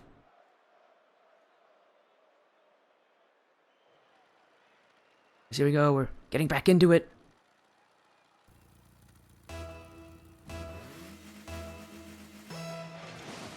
SketchyDesires, Villager 2781. And that's just a quick one off the post there. SketchyDesires already had that one. A few seconds off that kickoff, he was trying to get that offense going. He's still looking for another. And again, you can see already the pace kept to as fast as it was last game. As Villager What an interesting touch that is from Villager. Totally unintentional. You can see he tripped himself up by doing it. They won't mind. SketchyDesires trying to dribble this one away. Gets past Villager. Now he's going for it again. SketchyDesires. Flip reset. Does he have it? Villager takes it away. And again, the overcommits from SketchyDesires. He's gone for a lot of those plays. And now you can see he's trying to force out a little bit of offense himself. This one. Just too much time trying to get that flip reset. He was also just too close to the net. Really make it threatening. Villager pretty easily can challenge that one. First goal goes to him.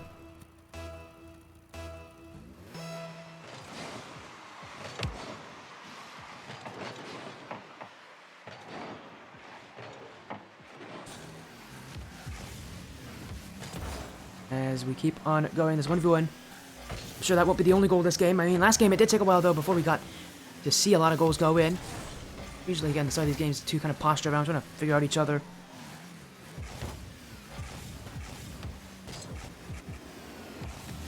As a pinch here from SketchyDesires. Now he's missed it.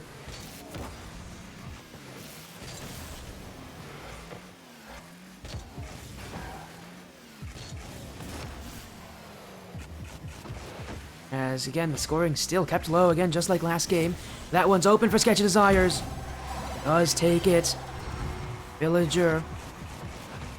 Well, he overcommitted again, and again, it's all about the overcuts on offense. That seems to be the main reason these guys can get goals, is from those kind of plays.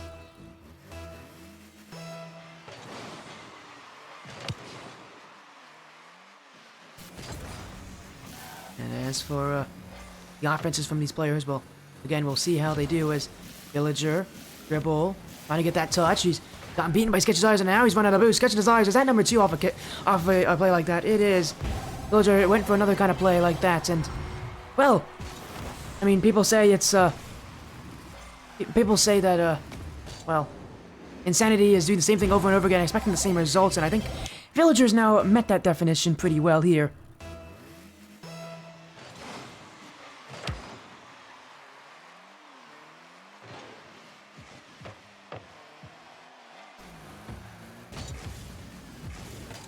Again, we are going to see if the goal scoring can continue here. Again, all SketchyDesires is doing is waiting.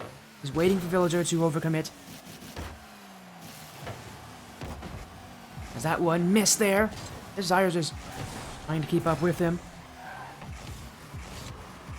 Now he's got the dribble, the flick, the shot. Villager won't keep up with it. And again, simply put, he waits for Villager to run out of boost, and then he just puts one in. Villager, yeah, he won't find that target.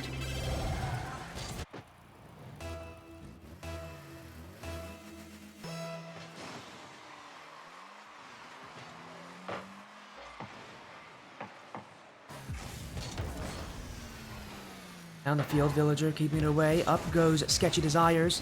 He actually wants this one off the back wall. Maybe he's got it. Oh, he won't find it. And Villager, here's the overcommit the other way. Seriously, this game's all about overcommits. I want to save though from SketchyDesires. Villager didn't put it in like he probably should have. And missing in the open nets, that's something that Villager had a bit of an issue with this series. I don't know if it's just like, and again, for one it's so much of it is about how you're playing on the day. Villager, well, those open nets are definitely not something that he is going to be fond of. He's obviously not feeling good about them, as the first time this series, even this game, he's missed it.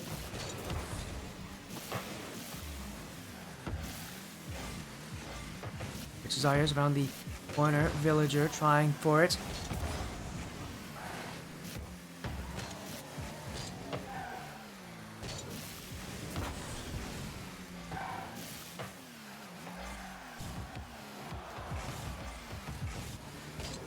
SketchyDesires sends it long. Another long shot here. Villager gonna get to that one.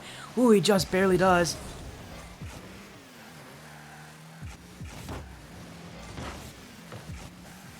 It kept itself close.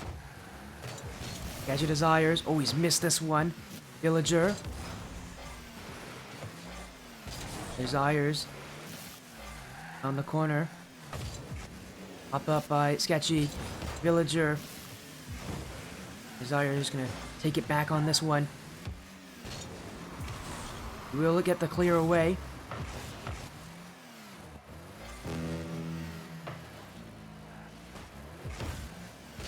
SketchyDesires takes it for the dribble. Villager waiting back for SketchyDesires. Flip resets. He has run out of boost, and Villager can get this one away. SketchyDesires, again, he's playing a little more defensively now. Only up by 2, he doesn't need to commit for anything, really. As long as he plays good defense, he should be able to have this one. He should be able to take match point, actually. Again, with these games progressively getting closer and closer and lower in the scoring, Desires is starting to win on that kind of game plan as his offense, and more importantly, his counterattacks are really helping him here because he's just waiting for Villager to kind of bait himself into that as Villager, has got down towards his own net. Oh my, he's just got that out. It's going towards his own net, but he is able to clear it still. Run out of boost, and now he's just got demoed by SketchyDesires. That will waste all the final seconds. SketchyDesires, Maz match points. Villager, 2781, now he's going to win 2 games in a row. To force game 5, but for SketchyDesires, series is almost his. He can keep that undefeated record if he keeps doing what he's doing. Keeps counterattacking like that.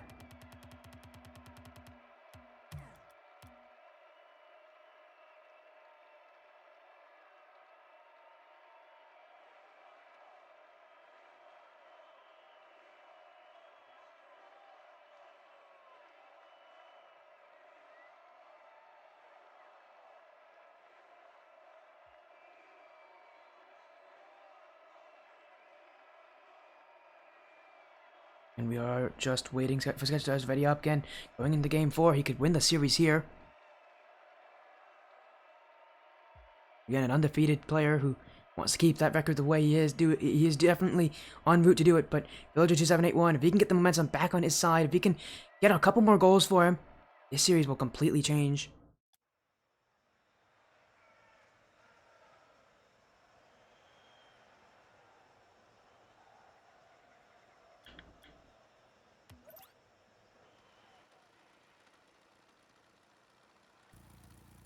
Here we go. Game 4. Villager, SketchyDesires. Who wants it? SketchyDesires is 5-0. Villager is 4-1. Who will get that one? SketchyDesires! Early shot! 13 seconds in. Well, he didn't take too long to get the scoring on his favor. He gets that past Villager, and you'd think if you're on Villager that that's gone far away, but he's put it well close enough to the net. He can get that second touch and put it on. With no one else back, that's gone through. A great start here for SketchyDesires, but Villager looking for the attack back. Has it. 1, 2, going! Gone! Villager with an immediate response right off the kickoff. That one, just a simple pop and shot. Such a simple play, but it works so well at this level because it's so tough to read those high shots like that. A lot of players like to stay grounded at this level, and pre-jumping isn't really something that you do, and those kind of plays work so well, especially, again, at the low diamond level. As now SketchyDesires, as he just don't know himself. That one's in front. He's missed a target twice, but still trying to keep up with it. From the corner goes SketchyDesires. Running out of boost his Villager. SketchyDesires will force him to play chase. Ah, look at this from Villager. An interesting decision. He's going for the boost. He's going to give SketchyDesires time to do something here, and it actually might work for him because SketchyDesires wants that one going up. Now he'll look for it. Now he's going to give up on that play as Villager will shoot. SketchyDesires down the field. That's off the ceiling. That's an awkward one. And again, if there's been something that we can learn about these guys, it's that their defenses have been pretty strong so far. As Sketchy doesn't really have the shot on there, and Villager can send it back. Obviously, wasn't what really SketchyDesires wanted on offense. He let go of the ball there too easily. Villager, he's using up a lot of his boost just to pinch that ball towards SketchyDesires. You see Sketchy here is just playing really calm. He's not jumping as much as Villager is. Trying to see if he can bait Villager into a couple challenges that don't go his way. Villager still has boost, and SketchyDesires, another 50-50. Still, Villager's challenging. He's using a lot of boost, though. He has these back corners that haven't been stolen by SketchyDesires, and the more they spawn, the more he'll take them. Now he can challenge SketchyDesires. There's the block, and now Villager, he doesn't have a great recovery, and it'd be a goal with SketchyDesires if he uses it well. He's looking for a bench. He's missed it, though. Shot! What a block from Villager. Now the other way, Villager to race that bottom corner. It's a race that SketchyDesires will have the win in as take that boost. Villager again running on a boost at a crucial moment. A lot of these wall touches have been something that SketchyDesires. I mean, he has looked comfortable at some points. He hasn't looked comfortable at others.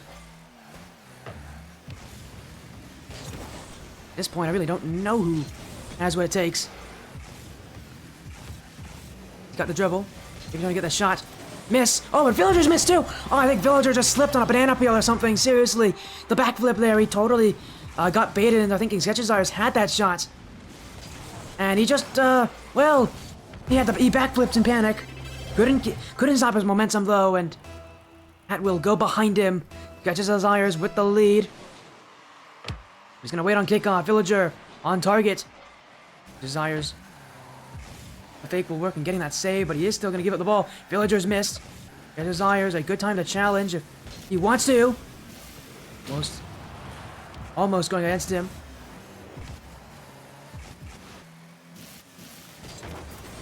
Dunk from SketchyDesires. Now he's got this 150 with Villager. Challenge 2, but this one still staying up in the air. Let's see what Villager can do with it. Desires keeps him away.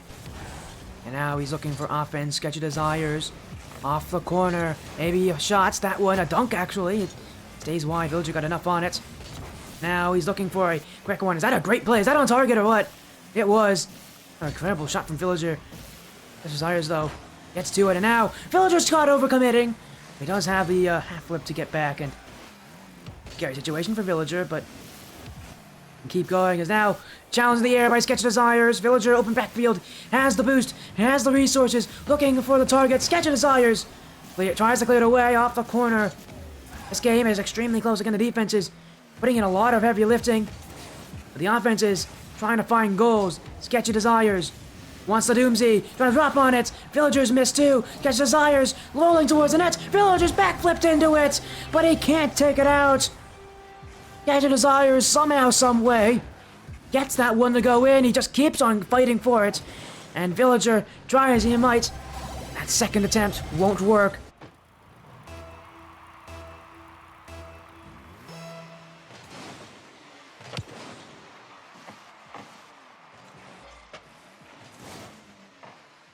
Now another one, that one near post. Villager just kept it out there, but Desires trying to make it 4. Back wall. Second touch, he's hit it wide. Chance for Villager to keep it within a goal, and he will do it. That's a great first touch from him. Now this one is still kept close. It's Villager who can attack back. 41 seconds. Any goal can make a difference here. Villager only one away from tying it up. But SketchyDesires with the dribble. Maybe a second. He's missed it. And Villager will take it down the field. He's actually missed there. And he doesn't get the second touch. He jumped over it. Oh, that was open for Villager. The open nets have haunted him all series long. And now, oh dear. Oh, he's gonna hurt. He didn't jump for that one. Either he thought it was in or he thought it was gonna roll straight up. Obviously, that neither happened. SketchyDesires leading by 2. About 20 seconds left. Villager has to play Desperation Rocket League to come back now. Not on a lot of boost, but he can shoot. Villager missed by SketchyDesires. Still on his Villager, but he taking a long time to dribble this one. SketchyDesires has that corner boost. He's won the challenge too. All he needs to do is make sure that ball stays away, and it will. He's demoed Villager as well. He will let the ball stay on the ground. Game 4 is SketchyDesires, and he takes the series. He stays on the beat. He's now 6-0.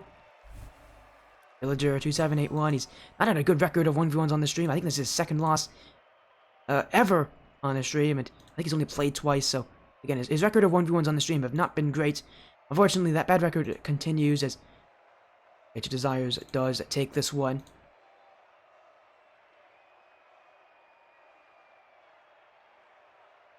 That will end that 1v1. Again, we got some pretty intense series coming up. Have more as well. Again, SketchyDesires defends his undefeated lead. Now we go, and we'll see next if Crossbar champions can do it as well against the Swordfish Bebop side. Champions again, I think they are currently 6-0, and Swordfish Bebop, I believe, are 5-1. We got another very close match. If there's anybody to take down the Crossbar champions, who are considered the best team in the All-Star League of the Skyward series, it could be Bebop. We'll see if they can do it.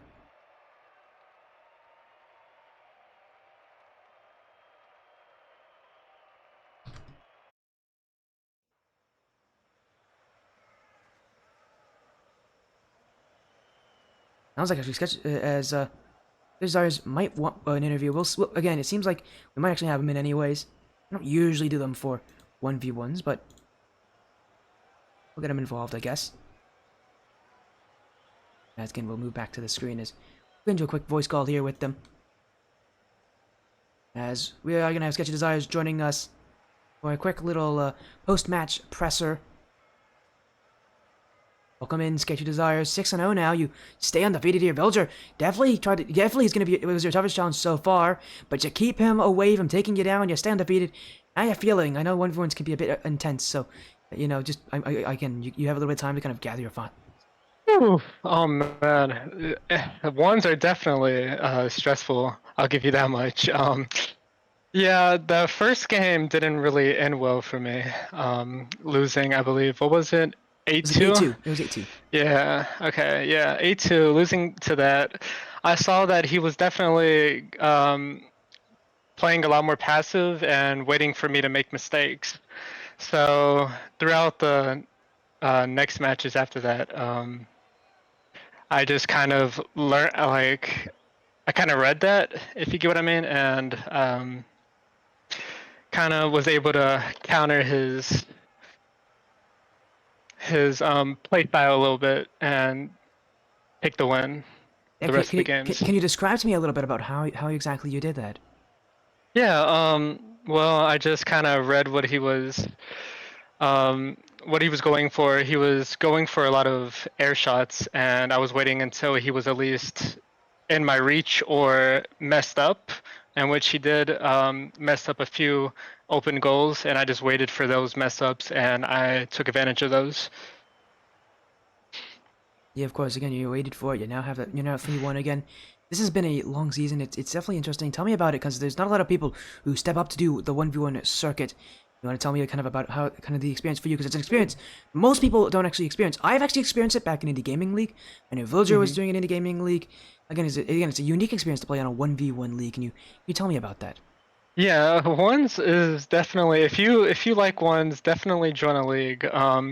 If you're more of a twos, threes, and you just don't like playing by yourself, don't do it. It's really stressful, and it takes a lot of time and effort to, put in the work to, get decent at ones, because everyone wants to be decent at like any competitive mode.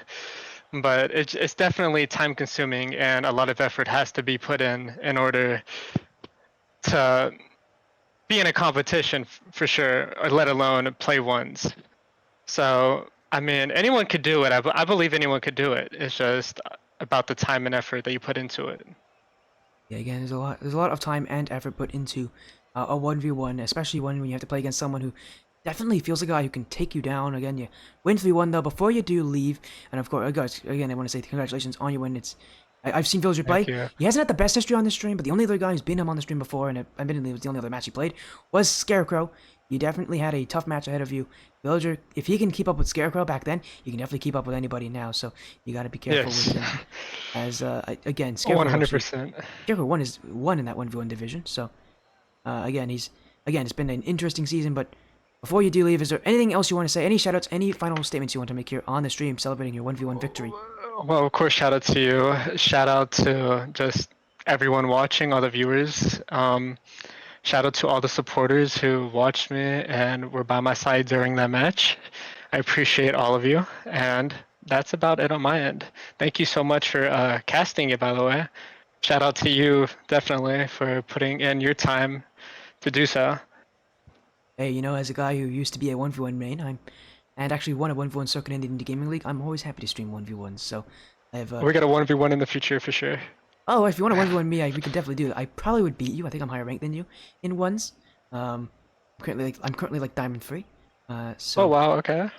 Hey, I mean, I wouldn't mind. We'll have to find a time though, because I'm a pretty Yeah, busy yeah, guy. for sure. But again, we'll Yeah, I find know the you're time for busy. that. Again, keep messaging Yeah. me about it. We'll find some time to do it again. Thank you so much. Oh, Have an cool. amazing rest of your night. Hey, you too. Thank you. That was, of course, SketchyDesires. We just beat Villager 2781 in a 1v1, 3 games to 1. And 7 with the rate of 8. We've just got a 3rd rate this stream. How you doing? How you doing, Latin 7 Rocket League?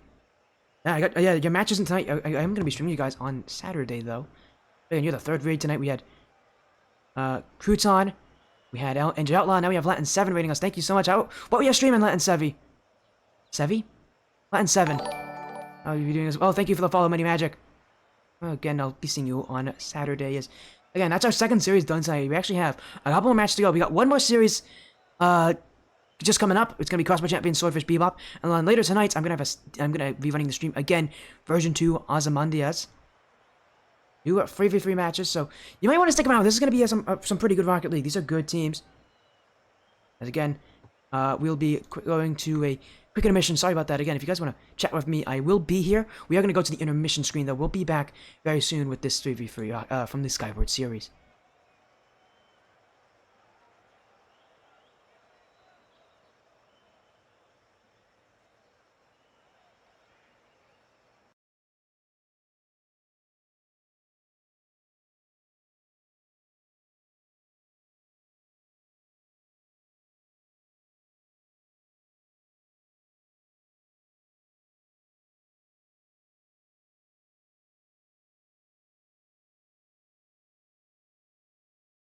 Oh yeah, Money Magic, you're right. It is Friday. It's not Saturday. Saturday is the other match that involves the players that you play against.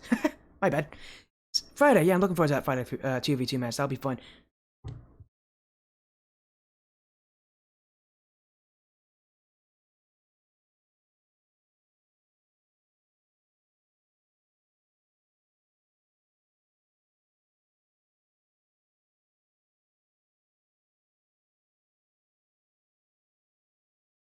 Lots of games. Yeah, I have a good amount of games this week. I can tell you I have a good amount. I think yeah, got like 9 different matches on the stream this week. It's actually a pretty doable amount. I shouldn't forget though. I'm usually pretty good at remembering when I have my matches, but yeah, it's a decently busy week, but not that busy. Last week was a lot crazier for me. I had like double the amount of matches. So, but again, we're gonna have a fun night. Again, I'm gonna be still here. You guys just keep chatting. I will be here. I will respond to you all.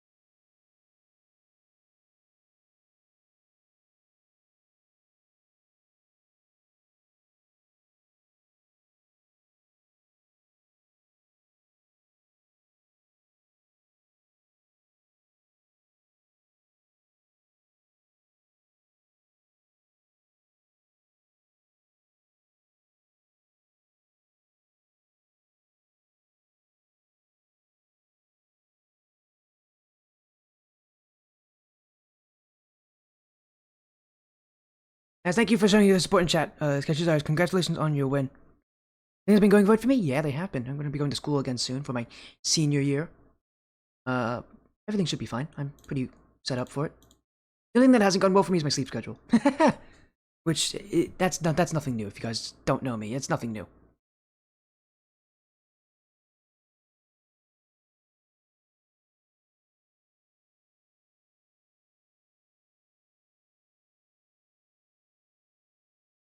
Who needs sleep? I definitely need sleep, actually. I should be sleeping at a better time because, again, I got school coming up very soon. I got it next week, so I gotta get my sleep schedule under control. Which shouldn't be too hard. I can do it pretty easily, but I just, I'm gonna start working on it.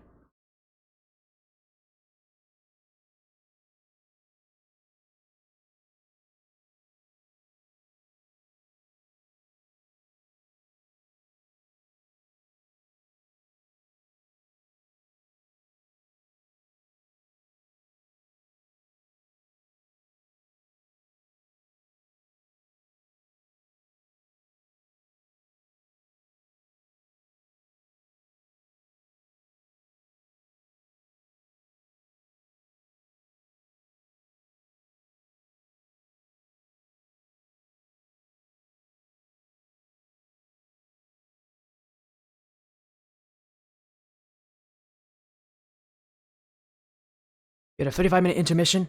Yeah. That does happen a lot. Money Magic. I just stuttered there really badly. That does happen. I do sometimes have really long, like 30. The longest intermission I've ever had was like 46 minutes because that was a forfeit, a series that got forfeited. So it does happen. Unfortunately. Yeah, I understand. It does happen.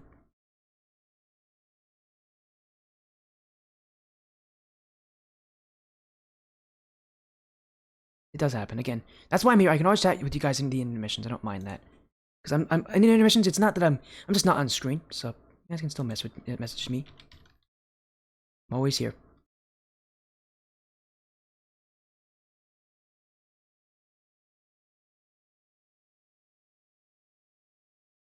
The mess up in casting and the overall level I work in is the caster's buttons don't work. Oh, don't do that to yourself. Have confidence. Have confidence. You'll be just fine. You're just fine as a caster. I'm sure you're doing just fine.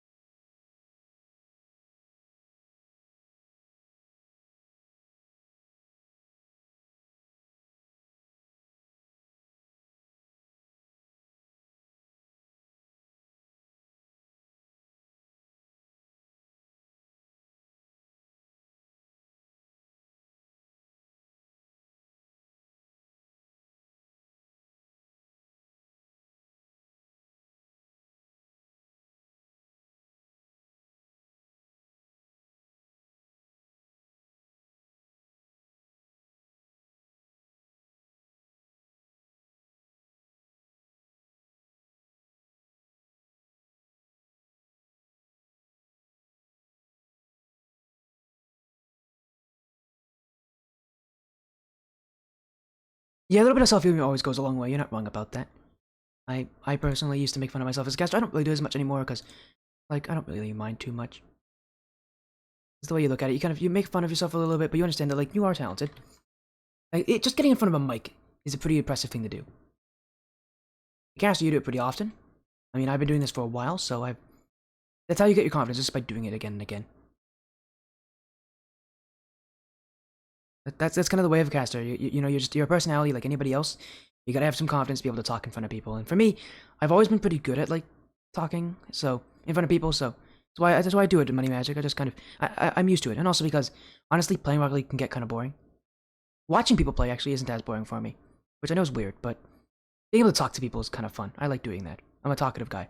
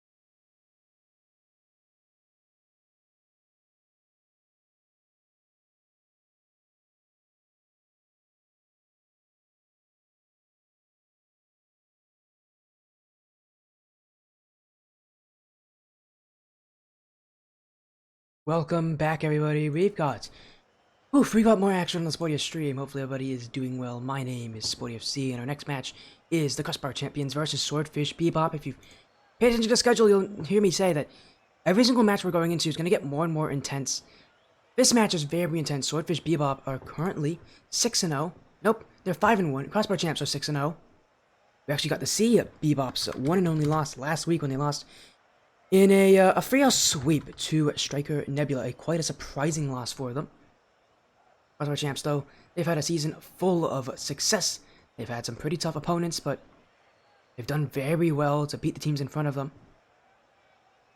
Again, with the probably most notable wins being against Striker New Jersey. Again, a team that has had a actually had a decently successful team. They also beat Merc, MURK. Sorry, MURQ. They also beat Astral, Supernova. Most recently, they also had a win against IUS. Again, this is going to be the toughest challenge so far for the Crossbar champions. Again, that is being Swordfish Bebop, who, again, only loss was a sweep last week on this stream, in fact. So, trying to get a little bit of redemption, I think. At the very least, they definitely feel like maybe they were cheated out of that loss. They want to make sure they make some changes and they can sort things out. As, again, take a look at the lineups here. Again, here we go. This is a 3v3. The last this match will be a 3v3. The match after this will be a 3v3. So, again, the schedule is it's pretty interesting as these teams have their rosters listed for us.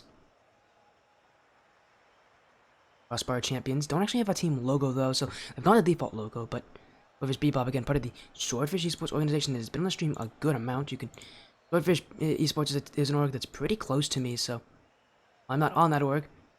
Done a lot of work for that org.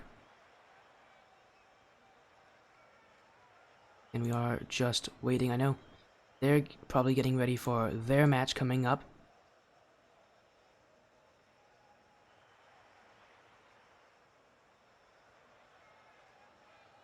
As I know there's a lot of other teams as well at the top of the league. Again, it's interesting with the All-Star 3v3 League that these teams are in. There are currently 3 undefeated teams. Swordfish Bebop was almost going to be number 4, but of course they lost last week. There are 3 undefeated teams, as being Crossbar champions, Demonic Phantoms, and Infinite Shots. And I think all these teams have some pretty difficult matches. Crossbar champions obviously are playing against Swordfish Bebop tonight. Tomorrow night, I can tell you, Demonic Phantoms are actually playing my team, New Age Panthers. We are also 5-1. They're rated pretty highly. And then Infinite Shots, they are playing Patos Poderosos. You get a lot of these top teams that want the Crossbar champs to lose. They want the Crossbar champs to lose that number 1 spot. Obviously, if they lose here, there's a very good chance, very likely though, that we're going to see Infinite Shots will win their match, and Demonic Phantoms very likely going to win their match against Panthers. But I'm going to try my hardest not to let them have it. We'll see how that match goes. Again, that match will be tomorrow, 9 p.m. Eastern, at Blue Sabres' stream, if you want to see me, my team play against Demonic Phantoms. Demonic Phantoms, New Age Panthers, that'll be fun.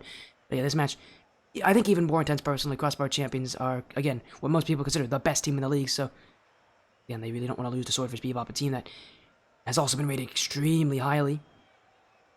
We'll see how that works. As again, prediction poll is now live, so make your votes known.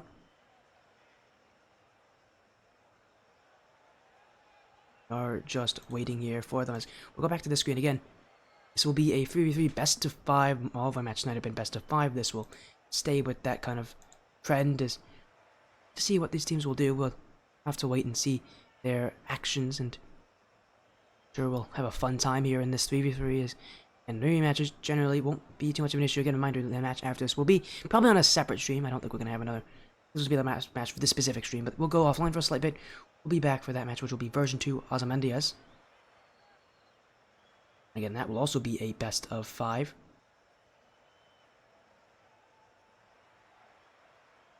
We do just wait for any sort of action, any sort of responses.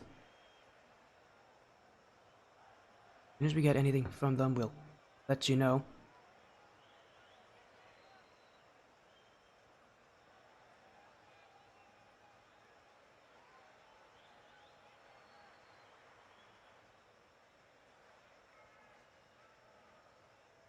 And we are just waiting. I haven't actually gotten any messages from them, but these teams usually join about on time, so we shouldn't have any issues. I know Bebop does. Again, I have a feeling their roster will probably be their normal roster. Their normal roster usually is Bromake, Sold Out Gabe, and Cobra Warrior. Or obviously, it is the Cobra Warrior. It is the guy who also does commentary. He's actually done commentary with me on the stream before. Really nice guy. I've worked with him as well. He's an interesting player as well because he's kind of the glue for this team. For Crossbar Champs, I haven't seen this team before. I don't know how they're going to play, but obviously, if they're undefeated for a reason. They have to be pretty good, so we'll see how well they play as. Again, their roster is Raylak, Marchosius, Preston, Purple. The only player I think I know would be Preston. That I believe is Skelter. That is Skelter. He goes by Preston now. Who was on... He was on Unknown last season. He was on Unknown Esports. Wait, what team was it? He was not on Aerith, he was on the other team, Unknown. Who did they play? Yeah, again, he was on Unknown, though. I don't remember what that team was known as, Unknown something. But again, that was a match last season. I'm actually gonna find out what team he was on last season. He was on an Unknown team, I know for sure, but... And that's pretty embarrassing, I actually don't know, but I'll find out very quickly what it was, because they did play on the stream. It was... Find it. There you go. Unknown Illusions. He was on Unknown Illusions. And he went by Skelter at that point. I think now his name is Preston, so... Actually, lineup's actually going to be different. It's not Gabe. It's going to be Storyteller who's playing tonight. I don't know. Not too uncommon to see Gabe and Storyteller kind of switch places, but... Yeah, Swordfish, Bebop do have their roster here, and they are just waiting on Crossbar Champs.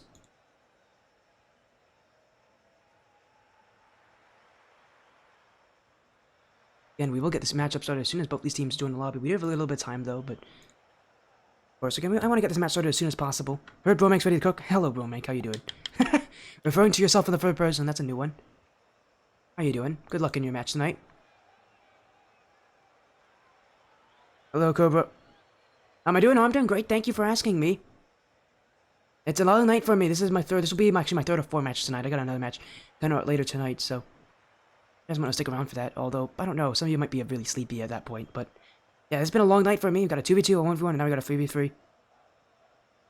It's not a new form? Really? I've known Bromake for a while. Does he usually refer to himself in the third person?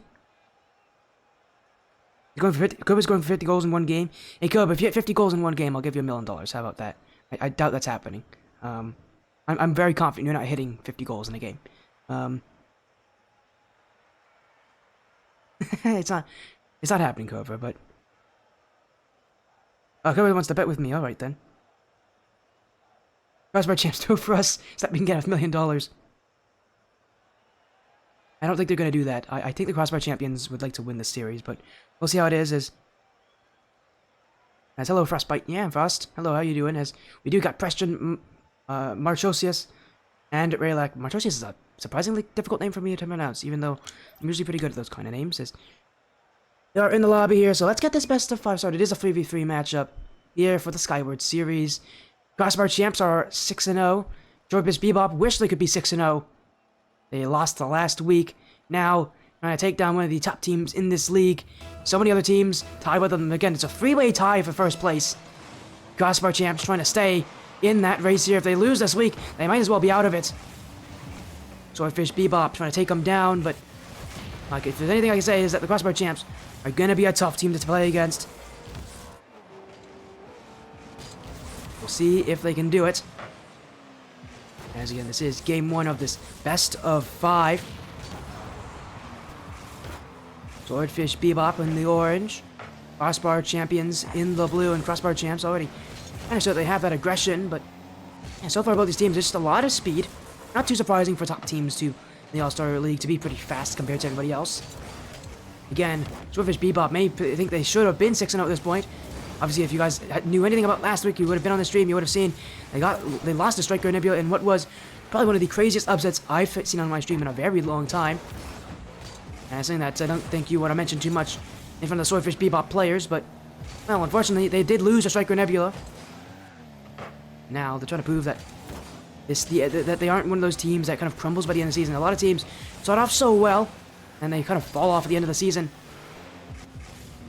I don't think they're going to be one of those teams, but they still have to prove that to a lot of naysayers that They are still here. They're still ready, and they still want to attack as no goals just yet. Both teams kind of fighting in that midfield. Nothing really pushing through too much as now it is Swordfish Bebop's time for offense. Storyteller and the waiting in the corner. Raylak will fade away and pinch off that side wall means that Bebop are going to have to recollect as Raylak touch over Cobra. Marchosius trying to find the midfield. Romanx pinched it out wide. Crossbar champions. We're waiting for the chances to fall for them. Raylak hinges his. And that will go down the field. Rolling on the corner. Cobra Warrior does try to send it back. Does get through Marchosius. Preston up for Marchosius. But that one is kept wide by Bromank. And again, both these teams really waiting. There's a lot of waiting. No one really wanted to take any major risks for that first goal, but someone's got to do it. Waiting around is not going to end off always super well. That's a good shot from Preston! And he's not waiting! Well, I talked about how someone needed to step up here. Preston doing that. Moving to be the second player on offense here for Crossbar Champs. And that shot goes low and past Storyteller. Crossbar Champs with the first strike. Again, the undisputed sides want to take down Swordfish Bebop. Raylak, that's a second goal. That one off the post and in. An immediate shot off the kickoff. The Crossbar Champs. They break through again. And once again, Cobra, kind of situation where he's just not fast enough. Gonna keep on pushing through. Swordfish Bebop, again, a lot of work on their hands here, but Crossbar Champs, I don't think they're going to slow down anytime soon. Bebop, this is a team I think that they can take down. They just need to prove that they're going to be able to be better than them. And right now, they're not doing that. Well, that's a good pass. Cobra, not on target. Storyteller, follow-up shot. Never materialized. Raylak will get it away. Bromank, though, back in midfield. Preston. Is it past Cobra? Bebop will take it to the corner. Inch. Cobra clears it away. Storyteller for Cobra. Midfield for Bromank, clear by Preston. Crossbar Champs. Just see how fluid everything feels for them. It just doesn't feel like they are missing in any way possible. Not making mistakes. They're not giving away the ball too often. And again, it feels like they know each other. They're following up each other. They all have some extremely talented plays. And again, even for Bebop, they feel like, again, both these teams feel so fluid. And yet, so Crossbar Champs, it feels like they're doing it so much better right now. Bebop need to break down this rotation somehow, some way, and again, I really want to see them go for something like bumps and demos. That could be one of the best ways to do it, as I can't believe Marchosius didn't get scored on there. Very low boost, he was out of his nets. Backs up into that clear. Crossbar Champs. Preston misses his clear. Cobra, send it back in here. That bounce, Cobra. One-on-one with Raylak. 50-50, in comes Storyteller. Swordfish Bebop have the offense. Bromank look for a chance in front. Preston sends it away, and that I have noticed though.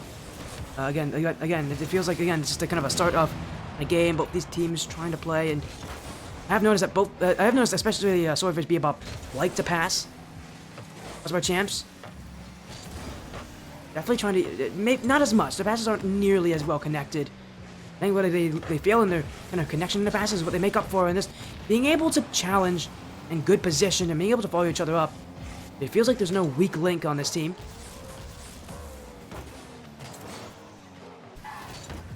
As that one midfield Marchosius is missed. Raylak will clear. And now Raylak dunk off the back wall. Maybe for Preston. Trying to find a third. That one's gone wide. And sorry, Bebop again immediately upfield trying to find each other. That pass will not work. It'll be more like a clear instead of a passing option as Raylak. Beaten by Storyteller. One-on-one here. Storyteller on Preston. Great save. Follow-up shot. That's gone high from Bromank. Swordfish Bebop going to start off game one here. Getting shut out. Preston keeping the ball up for the Crossbar Champs. Now he's headed to the side wall. Bromank sending it back, but that will actually stay up. A great bounce off that back wall. Cobra Warrior. His time to shine. Marchosius challenges. Keeping the ball up for a while here. We'll see if we get a 0-second goal as no shot coming. Bromank. Kept high. Preston. Beaten by Cobra. Bromank now to the back wall. Second touch. Doesn't get it. And now it hits the ground. The Crossbar Champions will take game one just like that. A shutout here against Swordfish Bebop. And again, and, you know, I didn't mention it in game 1, but one of the things I noticed about Swordfish Bebop, I think it's actually one of the biggest issues, is they're a team that doesn't really change their playstyle super often, and if they don't do it in noticeable ways. I remember when they played against Striker Nebula, they were trying a lot of the same thing. It felt like the changes they made were so minor, they weren't going to make a difference. Now in this series, I need to see them do that. They're not going to beat the Crossbar champs if they do the same thing over again. As Master FB, thank you for the follow. Welcome to the Spotty stream. We just finished game 1, Crossbar champs. Won in a shutout 2-0. Now, going into game 2, they look to continue that. As hello, Master FB. Welcome in. Game 2, Crossbar champs, proving why they are a top team. And in fact, they're going to start off that way. Ooh, off the crossbar. Nearly in from Archosius. Really not leaving off from game 1 is Crossbar champs, is Storyteller down the field. Bromank kept up. Storyteller doesn't have the shot. Cobra, maybe it's his time to shine. Crossbar champs, add 2, jump for an Raylak, bump on Bromank, Cobra. Not gonna beat Preston, and well, Preston does run out of boost. One from Swordfish really advancing all that quickly, and it'll be Crossbar champs who shoot that one low. Double commit, but Bromank does have the consistency to block that one. In the same roster is Swordfish Bebop, but again, I need to see them change up that playstyle, change up what they're going to do. Maybe a new kind of plan of attack. Bromank has a dribble, won't get dunked. Archosius will run away. Cobra, miss shot. Storyteller, low. Archosius ran out of boost there, but he does have that save. Crossbar champs being put under a lot of pressure. Those comms are going to come to a lot of big use for them. Cobra, Preston's already jumped for it. He's kept it low, he's kept it close, and Crossbar champs can use that to get that ball away. Cobra can somehow get that second challenge. Preston's missed. Raylak bumps. Storyteller off the corner. For Swordfish, some of these chances, like, they're getting them. They aren't scoring, though, because it's just being well defended. Preston's missed, though! Oh, and Bromank's gonna take it for free. Preston! Oh, you can't make that mistake. What happened here for Preston? And it looked pretty obvious to me that Bromank wasn't gonna hit that. And I don't know why, he just didn't go for the ball there. He missed completely. Bromank doesn't mind, he'll take it. It might not be the goal he was thinking about getting. Preston gonna want to make sure he makes up for that one, because that was quite the mistake to make. He has had issues this series in making whiffs. If there's been anybody on Crossbar champs who's looked a bit shaky at times, it has been Preston. But that's a great pass in front. Oh, he has made up for sure. No mistakes here from Preston. Great double tap off that back wall to set up Archosius.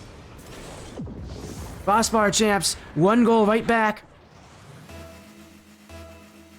Again, all the things I said about Preston, well, those mistakes can be avoided there. Archosius. Crossbar champs looking for more. Raylak off the corner. But there is no one in midfield. Preston got demoed, and Bromank will have the ball.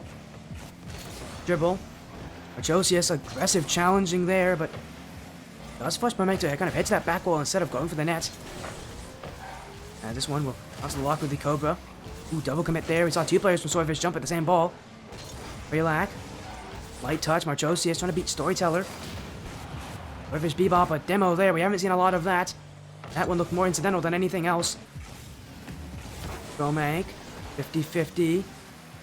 Swordfish Bebop trying to close in. The gap is still there. Crossbar champs are doing so well at defending their net. Really, it doesn't seem like the goal will go in unless they make an error. And it usually is not a very big one either. As Preston on target. Cobra blocking it. Again, that rotation to Crossbar champs, which was so fluid in game 1, is kind of broken down here in game 2. It was a lot more kind of start and stop. A lot less follow-up kind of plays. And overall, I think it's a lot more even in comparison to what Swordfish Bebop have done. Again, credit to the Bebop team. They've done well at trying to shut this team down. In the corner, Archosius gets the beat on Storyteller. Bromank will be on target. Double commit, unforced error from the Crossbar champs, but no goals will come from it. In fact, Storyteller's not going to waste some time for him. He's got bumped by Raylak. Archosius, though, has very little boost, and in fact, Raylak's going to come in again to demo him. Now Archosius can go upfield. And he will look for that shot back post, but does stay wide, and Bromank will collect it. Challenged by Preston. Bouncing right in front of the net. Preston wanted it. Couldn't get it. This game staying at a tie scoreline, at least for the time being. Cobra A dribble. Flying will be the best way I could explain that, as he doesn't get the flick. Still Cobra having it. Gonna take a more aggressive role this game, I think. For Swordfish Bebop, it doesn't feel like it does feel like it has had its difference. It doesn't feel like it's different all too much from Bebop, but they have definitely made the Crossbar champs play a little bit worse. They have made them kind of play a little bit more of a game of kind of keep up the pace. But still, no real major breakthrough yet. Both these teams searching for a goal. Demos coming from the Crossbar champ. Storyteller blocked by Preston. Now he's up for it. That's not on target, but it does put the ball in the offensive half for the Crossbar champs. Cobra Warrior pinching it. Still has some boost. He's trying to get that dunk. He does. Midfield, Preston doesn't like it. Neither does Raylak. The Crossbar champs were scared of what Cobra Warrior could do. But they do get that ball away. Cobra again. Now he's demoed. Not taking any chances. Here are the Crossbar champs. As Bromank kept away. Here upfield by Preston.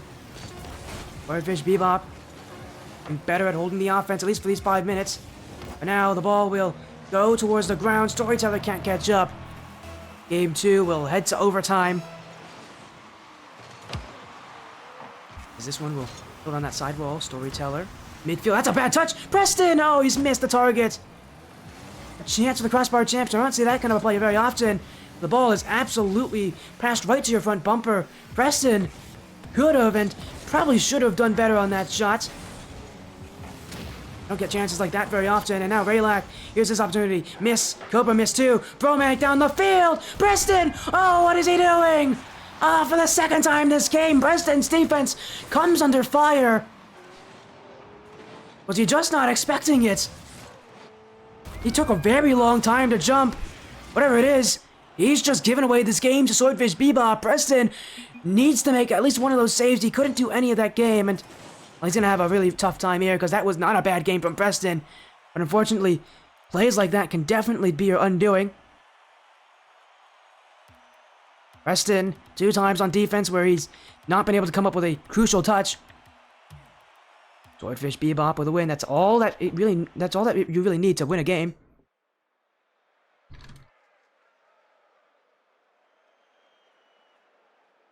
Now we move into game 3. Do you see this kind of offense continue from the Bebop side? They did well at controlling things there.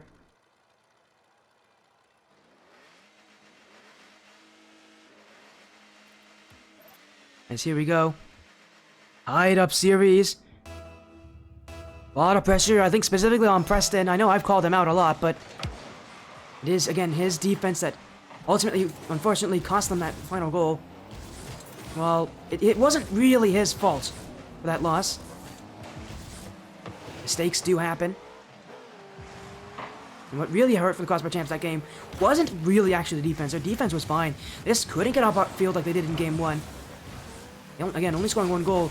Really not a mistake on your defense if you give up only 2 goals.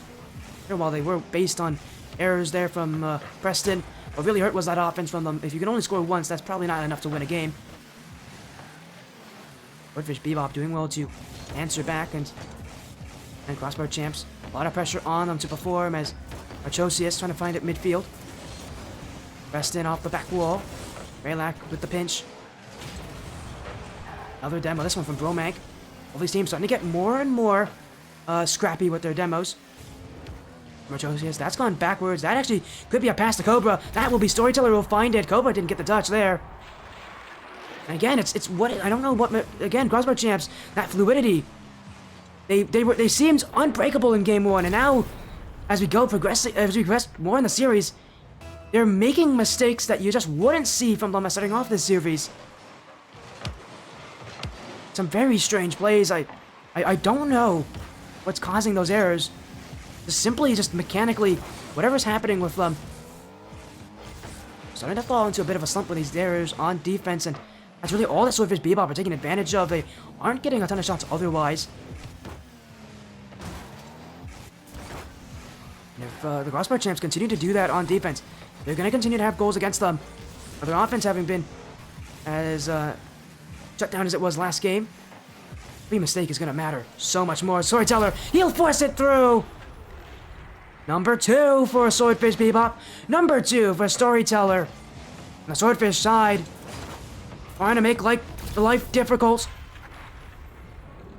And so many of the top teams here want this Crossbar Champ side to lose.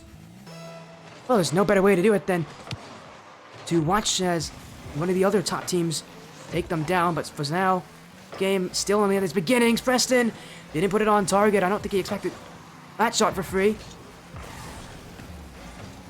Preston, this is it. Storyteller with the clear. Swordfish Bebop did really well holding the midfield last game. We haven't seen a lot of that this game, and to be fair, they've just done well at transitioning as that's in front. You can already see the pressure that the Crossbar Champs are under in that Fruity Div game 1. No more, as that one from Preston, that's going to be wide and wouldn't have even gone in anyways. Bromank had the net covered. Look on Marchosius. Crossbar Champs. Again, game 1, what they did so well is they had a game plan. They had a gameplay that just felt so clean. Now these couple games, now that they're not playing at that kind of level. What do we have in store? That's a great pass! Oh, and Cobra Warrior is just stone gold! Preston goes for the musty flick. And Cobra, well, he's going to want that one because Raylak didn't have that shot. And instead of putting it above his net, instead he puts it right in there. Crossbar Champs have a goal back in their favor.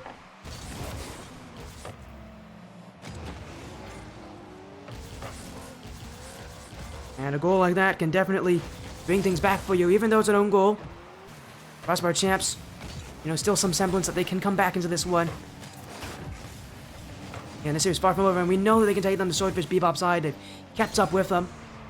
Well, the only real mistake, the only real difference has been just small, minute errors from them. So that's a good shot. Great block there as one will bounce off the sidewall. Swordfish Bebop. Great defense from Cobra. Now past the Bromank. That's gone off the back wall, and Crossbar Champs, well, he didn't have it covered. Don't have to, because now they've cleared this one away. Preston, maybe an open net. Just needs to put it in, and he will. Swordfish Bebop relying heavily on that backfield. The backfield did not support them. Storyteller gave that ball away to Preston. And the Crossbar Champs put in 2 great challenges to get that ball there for free. This game is tied up.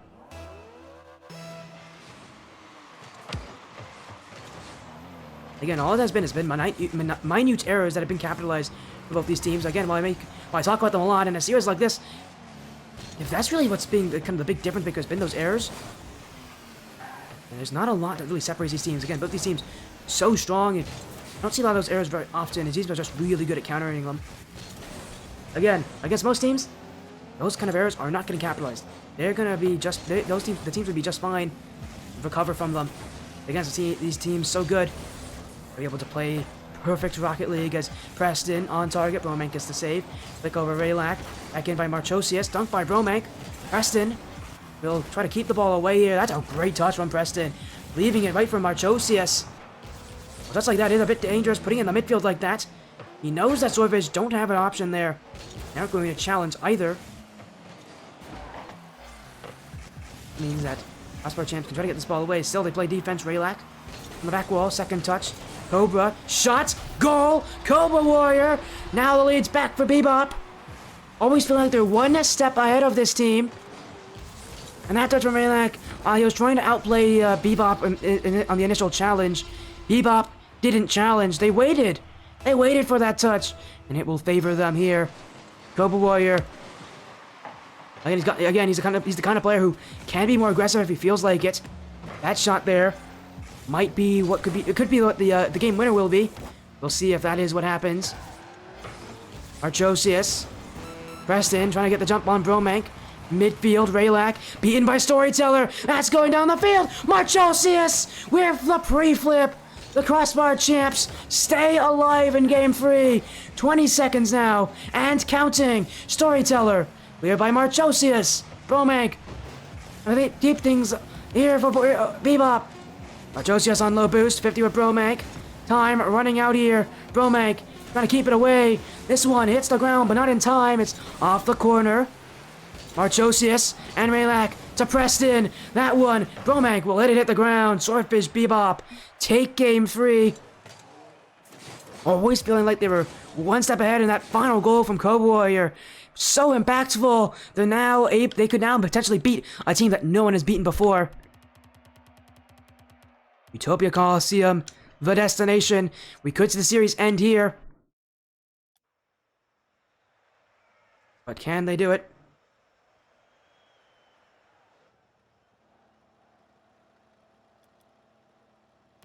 Game 4.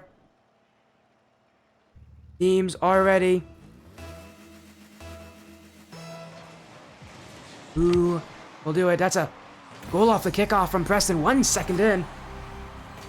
I think Swordfish Bebop forgot who was going for the kickoff. Oh, they definitely did.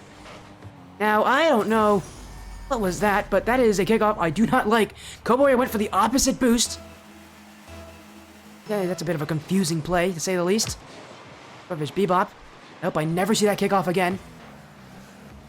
That is... I've seen some pretty terrible kickoffs in this stream before. That one just baffled me. Kind of a misplay on all sides there. And now, Crossbar Champs wants a second. The double tap won't come, so Storyteller will get it clear. Now, he's got the dribble. One more. Preston going for it. Preston won't even get 50-50. He makes a smart challenge, knowing that if he waits any longer, that's going to be even more dangerous as Swordfish Bebop had to play a little more back here. Clear from Cobra. Over Raylak to the back wall. Preston will meet with him. Raylak with the clear. Clear from Storyteller. Back the other way. Archosius has it. Romank. Dribble flick. Midfield. Couple misses there. Storyteller. That's on target. Oh, I think it was just saved by Cobra Warrior. Oh dear, Cobra was in the corner looking for bumps, and while he was trying to open up that first team, he accidentally closed it down. Oh, he's just saved his team from what would have been the tying goal. Swordfish Bebop unfazed though so far though. That goal could have been very impactful, very meaningful for them. Now Crossbar Champs have a reason to maybe try to make it 2. Archosius to the corner. Romank. Get that clear away. Back in field by Raylak. Romank.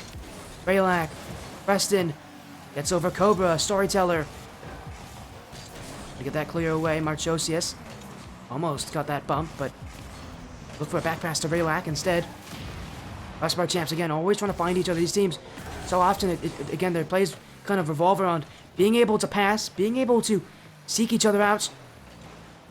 And this one, maybe a pass to Preston. Missed there. Raylak.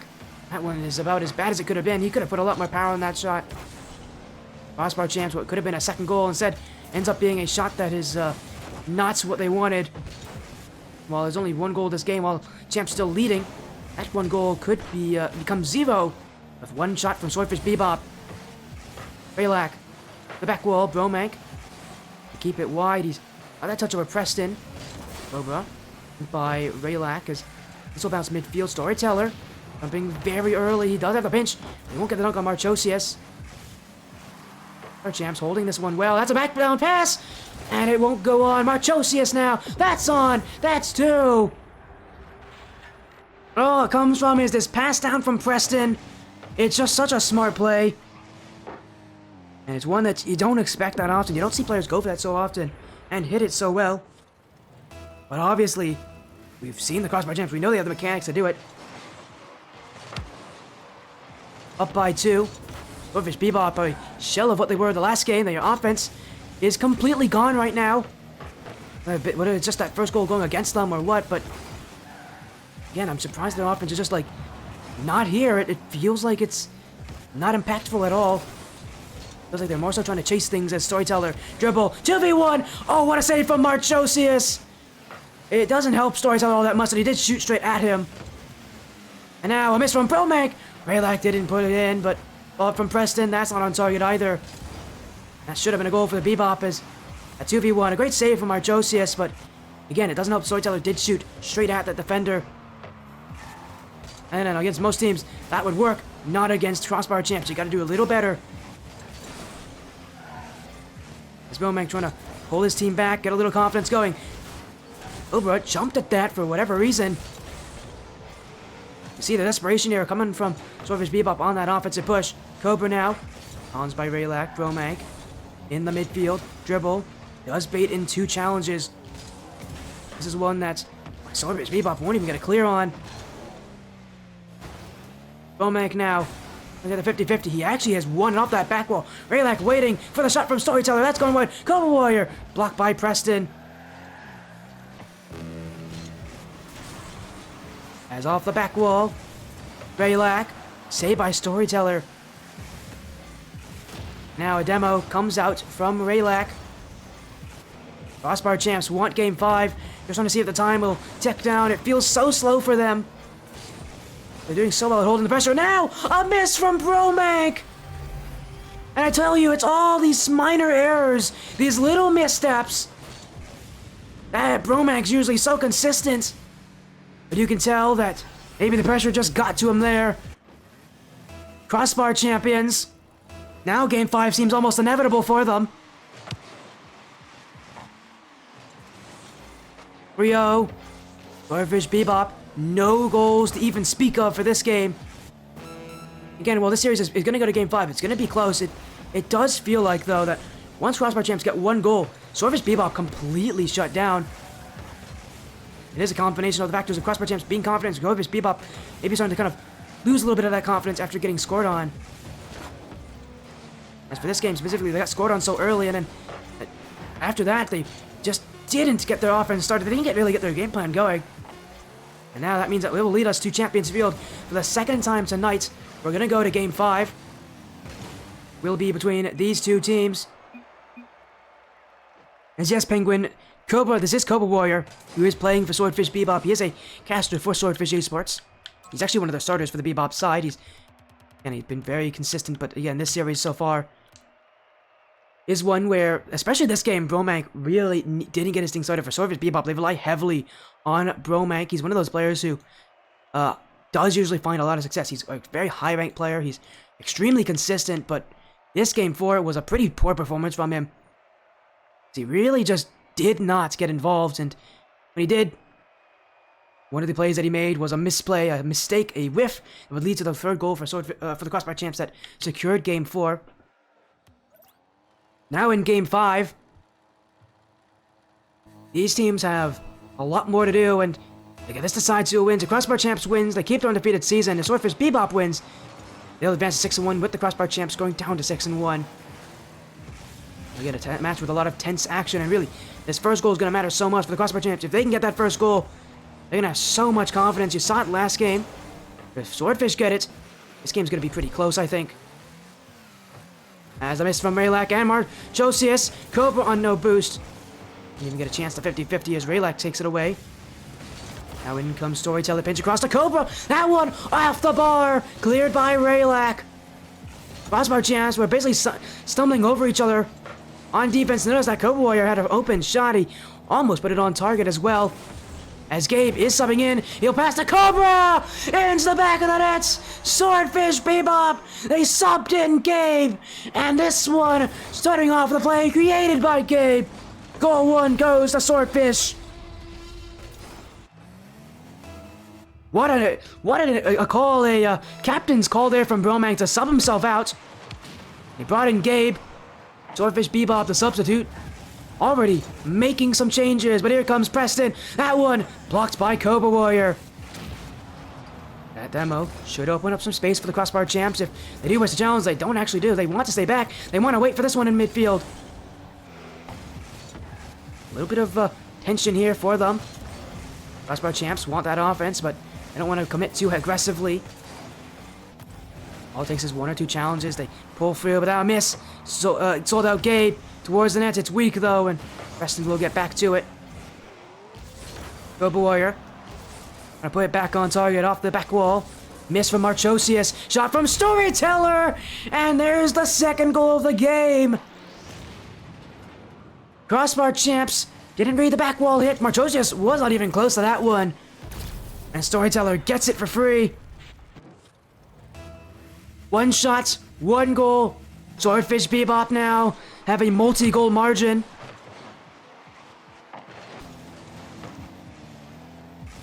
Again, a lot of this coming off of Gabe just subbing in. Obviously this team, and probably likely Bromank making that call to sub himself out. He is the captain after all. I think the reason he did is just he hasn't had a great day all overall. And what a substitution to come into Game 5. But Swordfish Bebop Well, that substitute has helped them tremendously. As Gabe, with Raylak. That's going to bounce down right in front of that net. Storyteller's going to jump on it. And he won't put it on target, but Swordfish Bebop will be happy to get a little bit of offense. They're really doing well, just sending the ball right back in offense, forcing the Crossbar Champs to make control, and the Crossbar Champs are now starting to get starved of boost. As Gabe got past all three, but yeah, he won't be able to set up a player for a shot, and Swordfish Bebop still searching. Storyteller into the corner. And chase after it, pinched in midfield. Cobra Warrior! That's the third goal. 2 for Cobra. Storyteller with an incredible assist. It starts with this kind of pinch off the corner, and then without any boost, goes headfirst into that challenge. It goes right in midfield for Cobra Warrior, and Crossbar Champs, they've had a lot of difficulties on these corners, getting that ball out. A lot of challenges have gone amiss there for them. In fact, there's another one off the corner. Cobra, dunk, midfield, in. And again, the corner becoming the biggest issue for the Crossbar Champs. Preston got none of that, and the Warrior just walked it in, although walking it would probably be a bit of an understatement. He really had to force that in. Now the caster, the RL caster has the hat trick. Swordfish Bebop. Again, the sub making a huge difference for them. Cobra Warrior specifically stepping up in this game. He's usually a pretty quiet player, Cobra Warrior, but trust me, when he's alive, this team really does find success. He's kind of the player that you watch out for if you play against them. Because if Cobra Warrior plays well, Swordfish Bebop play well. And right now, a good play style has definitely helped them here as Raylak flick into the corner. Awkward bounce. As it is Marchosius. Cobra with the challenge, pressed in. Gabe jumping, gonna get the bump on Preston. Dribble play, maybe one back. Bump on Storyteller is not on target. Where's the shot? Raylak. A lot of players from Swordfish Bebop suffocated that play out of existence. Crossbar Champs, if they want any semblance of a comeback, they've got to get some goals, and they got to get them soon. Time is running out for this team. Archosius, Preston, not on target. Crossbar Champs, still searching. Swordfish Bebop, though, have control. Cobra gets it clear. Preston, gonna send it back up. Really no real major shots from the Crossbar Champs yet this game. And they're still searching. As Swordfish Bebop playing a little more defensively now. Just gonna hold their lead for the time being. Gabe. No shot. Cobra. The back wall. Marchosius. Sends it away. He is challenged by Storyteller. Gabe around the corner. Maybe another goal here for Cobra, but Raylak will beat him to it. Again, time is becoming a hot commodity here for this team. Double tap! Marchosius! There is time for them. 41 seconds. It's a great way to get the scoring started for this team here in Game 5. It's very late, but it's not too late for the comeback. 41 seconds. They need 3 more goals. You have seen teams make comebacks in a short amount of time before.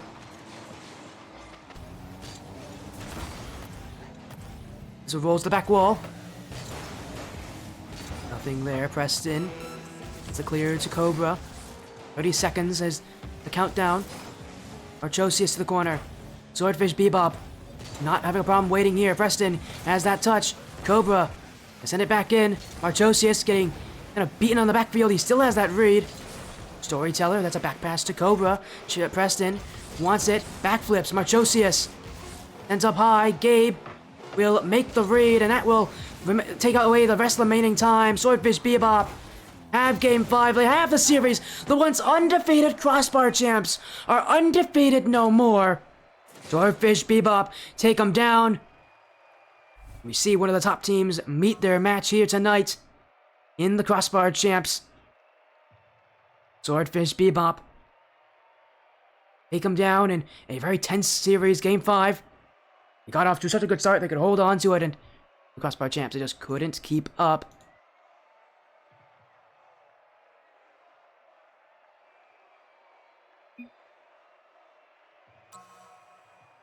As Swordfish Bebop, again, what a win here. That's a huge result for them. One of the big results of the season, I'm sure. Taking down a team like this in Game 5. We are gonna make sure we chat with them for just a quick second, because we do have another match coming up later tonight, but again, we're going to be chatting with Swordfish here.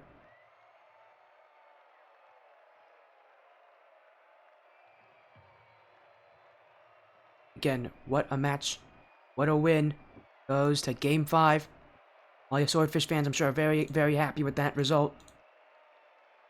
Was not an easy prediction, but they do make it happen. As, again, we are just waiting for them. As joining me here, it seems like actually going to be the only person joining me here is Cova Warrior. Hey, we got to have the casters back on. How you doing, Cova Warrior? What a win, a Game 5, a huge result. Taking down the undefeated Crossbar champs. How does it feel now to be able to secure Game 5, especially with the performance that you had? It feels great. It honestly feels really good. I mean, this team, we kind of have a flair for the dramatic, it seems. So it feels good to be on the winning side of a Game 5 like that. Yeah, and I mean, again, you know, we're gonna talk with you.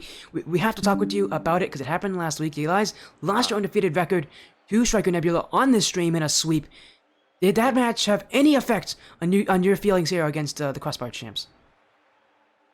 I mean, not necessarily. Again, I mean, it could have been any opponent that we were going up against next, but we felt that we quite frankly got shut down, and you know, we really can't make any excuses for that sweep. We scrimmed a little bit before, and maybe we warmed up a little too long because we played for 2 hours and tried to play into hour 3.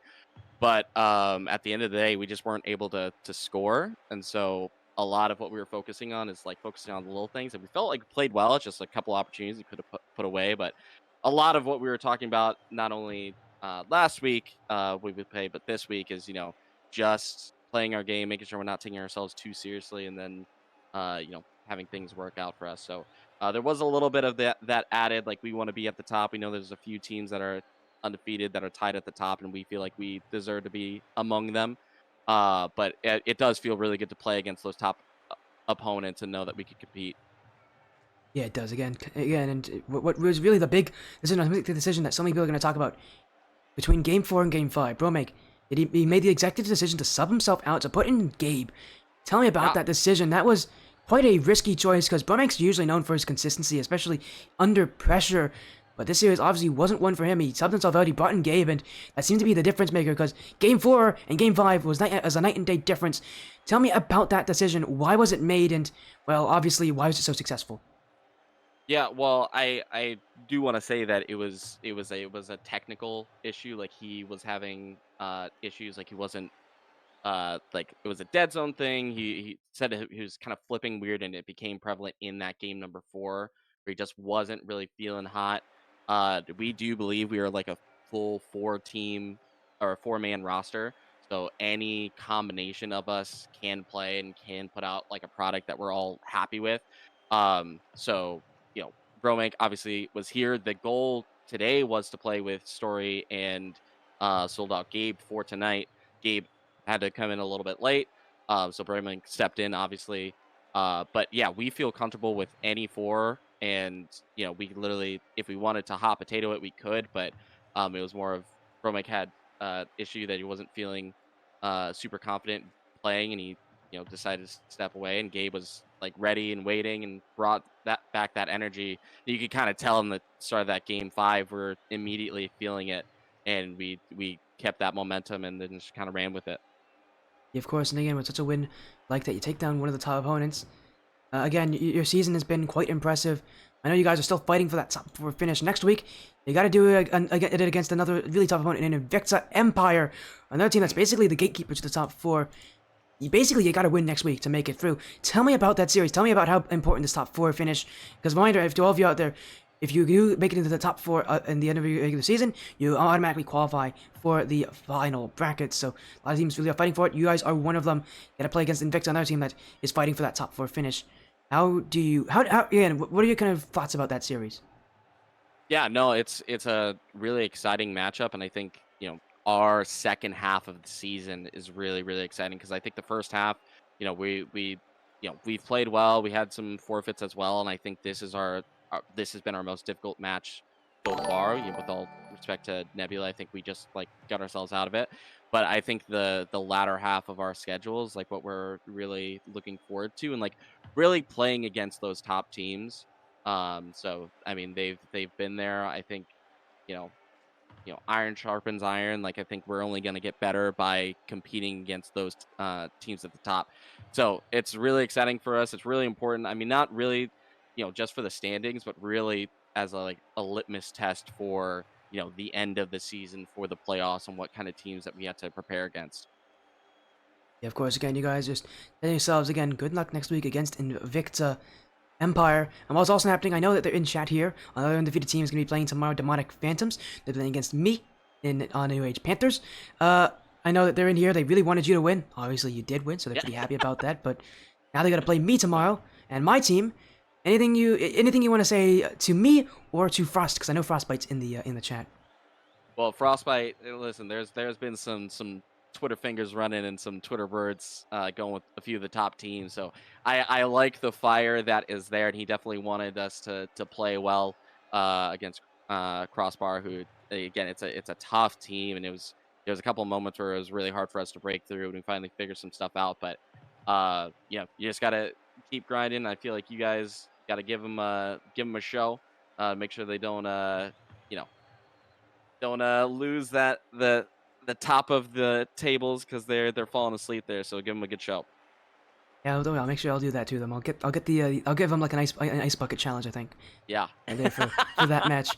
It'll be tomorrow, by the way. Tomorrow, 9 p.m. Eastern, everybody, on Blue Sabres' stream, twitch.tv/BLUESABRES. We're going to be on Sabres' stream for that one. So expect some exciting matches there. As again, we got another match. Again, we got another match coming up later tonight. But again, thank you so much for joining me, Cobra. Again, congratulations on your win. What a Game 5. We had 2 Game 5s tonight and 2 Skyward Series matches. Again, good. Congratulations on your win. Is there anything else you want to say here to the chat? Yeah, no, just shout out to Swordfish Esports. I mean, they've been a really good home for me as a caster and a player, which is something that I didn't expect to be doing both of, but it's been a really fun journey. Shout out to all my teammates who are consistently, putting in the work and helping me grow as a player. They're giving me advice on different things I could do, and allowing me to have this feeling of being on the team and being a player again. So I really appreciate it. And shout out to the org owners, to Skillers, to Gabe, to Bromank for creating this awesome thing. Shout out to you for casting us, sir. Yeah, no problem. Again, congratulations on your win there, Cobra, and to the rest of Swordfish Bebop. Good luck next week. Thank you, sir. That was Cobra Warrior of Swordfish Bebop, a huge Game 5 win. Thank you for the follow, Big Guy Juan, during that interview. Thank you for joining. Again, hopefully I'll get to see you. I know you're on a Swordfish team. I think you're on one of the Swordfish 2v2 teams. Right? You're on a 2v2 team for Swordfish. Which one is it? Swordfish. I think is it GG? You're on Swordfish GG. No, you're not. That's the other one. You're on Maniacs. You're on the Maniacs team. You're not on GG. You're on Maniacs. Again, congratulations to Swordfish Bebop on the win. What a night of action. Reminder, as we take a look at our schedule, still another series coming up very late. It'll be version 2, Ozymandias. But while it's happening again, I'll give you a quick rundown if you want to know what happened. Astral Supernova won 3-2 over Prestige Worldwide, SketchyDesires. 3-1 over Villager 2781 and Crossbar Champ. And Swordfish Bebop 3-2 over Crossbar Champs. 2 Game 5s. If you guys... if you guys want one of those guys that don't really watch these streams back, you should watch this one back. Every match has been quite intense, quite exciting. But again, for now, that is it from me. What a night of action. Again, thank you all so much for all the support. I know it's been a long night. I'm happy, though, to continue streaming. Again, we'll get a quick raid going. Again, thank you all so much. Have an amazing night, everybody. Stick around for more Rocket League action here on the Sporty stream. I'll be live again soon, later tonight. But for now, we'll be offline for a little bit. See you guys back